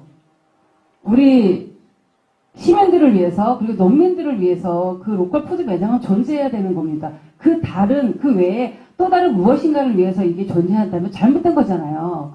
그래서 우리 지금 말씀하신 것처럼 먹거리 위원님 말씀하신 것처럼 그 로컬푸드 18개 매장에 친환경 농산물이 당당하게 올라갈 수 있는 매대도 있어야 되고 그것에 대한 예산도 누군가도 고민해서 세워야 합니다. 편성을 해야 되고 우리 의회에서 고민해서 그 예산을 통과시켜야 되는 거예요. 하지만 여태까지 그런 논의가 없었다는 거. 어쨌든 이 토론회가 오늘 이제 끝이 날 거고 저도 큰 짐을 지고 갈 거예요. 갈 거고 또 올해 선거 전이든 또 선거가 끝나고 나든 틀림없이 이 입법 문제에 대해서는 누군가가 들고 나올 겁니다. 제가 당선이 되면 저부터라도 들고 나올 거고요. 그래서 우리 고양시가 108만이지 않습니까? 그리고 농업인이 좀 적기는 해요. 그래서 더 신경을 안 쓰는 게 있을 수는 있겠지만 우리 108만 고양시에 다른 시도에 있는 조례가 없다라는 거는 좀 부끄러운 일이죠. 그래서 그 부분에 여든 야든 또 여야가 통틀어서든 노력해서 지금 우리 선생님 말씀하신 것처럼 올해에는 변화가 있어야 된다는 생각이 듭니다. 그래서 열심히 하겠습니다. 지금 말씀 주신 것에 대해서는 경기도에서는 기회소득이 굉장히 많지 않습니까? 지금 장애인, 예술인 여러 가지 계속해서 저희가 만들었었고 그 부분에 대해서 31개 시군에서 적극적으로 모두가 선제적 대응을 하고 있는데 고양시가 이 부분에 대해서는 항상 뒤처져 있거나 이루지 못한 일들이어서 제가 저희 행정감사할 때도 그랬고 끊임없이 이 고양시가 이루지 않고 있는 것들에 대해서는 문제 지적을 했는데 손동수 의원님도 말씀하셨지만 조례 제정이 제일 우선입니다. 예산을 반영하려면 조례를 만들어야 되는데 이 조례를 만드는 것부터 선제적으로 대응하지 못하고 있는 부분들이 좀 걱정이죠. 경기도에서 그 기회소득을 만들기 전에 이것들이 어떻게 만들어질 거라는 것이 다 미리 예견되거든요. 그러면 어떤 시군에서는 그 조례가 저희가 예산 편성하기 한참 전에 미리 다 만들어집니다. 그게 있어야만 예산을 편성할 수 있어서 고양시도 말씀 주셨으니까 조례 반드시 만들어 주실 거라고 생각하고요. 고양시 조례가 만들어지면 경기도는 추경에도 예산은 이미 다 편성되어 있어요. 고양시에서만 잡으면 됩니다. 이미 경기도에서는 이 예산이 다 잡혀 있고요. 입구 고양시에서 조례를 만들고 그 조례를 통해서 예산을 추경에 반영하면 할 수 있다고 보거든요. 저희 여야를 가리지 않고 그이들은 이번에 어떻게든 할 수 있도록 같이 노력하겠습니다. 네. 중원부원 제가 할 수는 없고 각오를 해주셔서 고맙습니다. 하여튼 어쨌든 간에 지금 제가 그 도지사 교육감이랑 그래서 민간 저에서 공동 먹거리 위원장이거든요. 근데 우리 고양시는 우리 먹거리 위원회가 활성화가 안 되고 그래서 파주시만 민간 거버넌스로 회의를 간담회를 해왔어요. 그래서 지금 여기가 특민시라는 자랑스러운 이름 앞에 너무나 허술한 점이 많다. 그래서 이 부분도 조례 제정 하려면 민간 거버넌스의 활성화, 소통이 됐었으면 지금 지적됐을 거야 아마. 그게 막혀 있는 겁니다. 그래서 의원 입법을 하시더라도 우리 농민분들이나 먹거리 시민들이 나서서 조례 제정 운동을 하겠다고 선언을 한번 하십시오. 그러면 되겠습니다. 그래서 시의원들 출마자들한테 약속 받으세요. 사인 받으세요. 제가 팁까지 해주고 가겠습니다. 마지막 제가 양주에서 왔는데요. 예. 제가 1분만 질문해 주세요. 간단한 말씀드리세요. 이 기회소득은 지금 다 하고 있거든요. 그 말씀드렸지 우리 손동수 의원님. 그래서 아시고 계시다시피 이것은 우리 농민들이 얘기하기 전에 그 의원님께서 입법 조례를 미리 만들어 주시면 우리 농민들이 땅 파고 농사 짓기도 어려워요. 시간 내기가. 그리고 올해는 아주 의원님께서 앞으로 나서서 이렇게 해주시면 좋을까 싶습니다. 그리고 저 김현식 주무관님 계시잖아요. 저희 양주는 제가 양주 회장이거든요. 그리고 제가 이제 그 경기도 원예분과위원장인데 우리 양주는 한 번도 찾아가지 않았어요. 근데 첫 해부터 했어요. 왜? 공무원이 알아서 챙겨주는 게 그게 진짜 공무원이지 않습니까? 그렇게 해줘야 우리 농민 편하죠. 농민생활을 전념할 수가 있죠. 의원님 그렇게 해주세요. 네, 부탁드립니다. 네. 자리에는 이미 만들어놨습니다. 자, 시간이 됐기 때문에 매정하게 정리하겠습니다. 하여튼 우리 이효희 박박관 위해서 의견을 발표해 주시고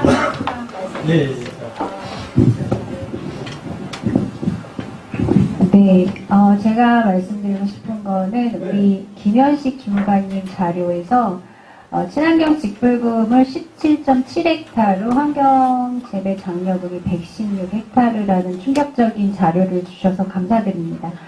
왜냐하면 지금 고양시가 유기가 13헥타르고 무농약이 135헥타르예요. 무농약은 3년차 이후가 되면 직불금을 못 받으실 수 있지만 유기농은 어쨌든 직불금을 50% 혹은 지금 인상돼서 60% 받으세요. 그렇기 때문에 이 면적 17헥타르는 고양시가 친환경 농업인들에게 줘야 될 마땅한 권리이자 대응, 여기도 말씀하셨지만 소득 보전과 생산비 차익 보전뿐만 아니라 공익활동에 대한 국가 차원에서의 직불금 지급을 안 하시는 직무유기라고 저는 생각을 합니다. 그래서 이 부분에 대해서 고양시 직불금 전수조사를 좀 해서 어떤 분이 못 받고 계시는지 이걸 좀 확인하고 싶고, 그리고 인증이 없는, 즉 경영체가 없는 분, 인증이 없는 게 아니라 인증은 있지만 경영체를 갖고 계신 분들만 드리는 직불금과 달리 경기도 도비 100%로 드리는 재배 장려금 같은 경우는 친환경 인증만 있으시면 무농약 3년차 이후에도 받으실 수 있어요. 그렇기 때문에 116헥타르라는 것은 너무 작습니다. 지금 우리 경기도 도비로 지급되는 그 100% 도비도 받지 못하시는 분들이 지금 고양시에 많으시다는 얘기예요. 그래서 오늘 저는 이 성과를 높이 평가하고 싶어요. 이렇게 현재 담당하고 계시는 분이 아니면 제가 얻을 수 없는 그런 자료거든요. 그래서 이거를 기반으로 경기도에서 지금 시행하고 있는 재배 장려금을 고양시 친환경 농민들 100% 다 받으시는 걸 목표로 하시고 조례도 제정하는 그런 풍성한 한 해가 26년에 펼쳐지기를 바랍니다. 조 선생님 하실 분은 2부에서 3부에서 하는 걸로 하면 안 될까요? 그래요? 아까 저희가 작년 2005년 8월에 갑자기 친환경의 친환경 급식 지원이 중단될 거라는 소문이 돌면서 갑자기 여름방학 때 학부모님들과 영양선생님들이 굉장히 많이 노력을 했어요. 시에다가 많은 민원을 넣었고요. 근데 결국에는 고양시 친환경이 없어지고 저희는 모두 경기도 지원 사업으로 가게 되거든요. 그런데 아까 김상건 회장님께 제가 살짝 여쭤봤어요. 그러면 고양시에 초등학교만 해도 87개 학교거든요. 87개가 고양시 친환경 지원을 받다가 경기도로 가면 올해도, 그러니까 작년에 하반기에도 경기도 지원이 이렇게 하반기에는 지원이 줄었어요. 그래가지고 지원을 많이 못 받았거든요. 그래서 그냥 무상급식비로 대체하는 그런 상황이 많이 벌어졌었는데 저희가 이렇게 갑자기 가게 되면 어떻게 되냐? 그러니까 경기도도 줄일 수밖에 없다고 말씀하시더라고요. 경기도 지원 사업도. 왜냐하면 수요와 공급에 맞춰져야 돼. 계약 재배가 돼야 되는데 저희가 한꺼번에 가게 되는 거잖아요. 그래서 그런 문제가 발생을 해서 전체적인 친환경이 학교급식 지원 사업이 규모가 적어질 것 같다는 말씀을 하시더라고요. 그래서 굉장히 우려가 돼요. 2026년에.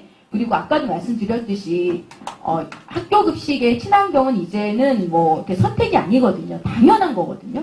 네, 당연한 거예요. 그렇기 때문에 여기 계신 모든 분들과 저희가 함께 지켜나가야 될 소중한 가치라고 제가 아까 말씀을 드리고 싶었었는데 정말 그거 꼭 여기 계신 위원님들께서 진짜 너무너무 꼭 지켜주셨으면 좋겠고요. 앞으로도 진짜 3,500원 어디 가서 김밥도 못 사 먹어요. 김밥도 못 사 먹는 그런 무상급식으로 우리 농민들이 노력을 하고 저희가 노력을 해서 이 친환경 급식을 만들어 가고 있는 거거든요. 그래서 저희가 정말 꼭 지켜야 될 그런 소중한 그런 브랜드니까 꼭 지켜주시기를 부탁드리겠습니다. 청년 농부 수고자. 하여튼 오늘 토론에 참 나오셨죠. 네. 그래서 한 말씀 그래도 3,000평이나 지으시죠. 자신 있게 한번 해주세요. 저도 아버지 밑에서 지금 계속 농사를 지으면서 지역 어르신들과도 소통을 조금씩 하고 있거든요. 네, 하지만 저는 원래 그 농어촌에서 살아서 그 농업만 보고 살았던 청년으로서는 되게 뜻깊은 자리였던 것 같고,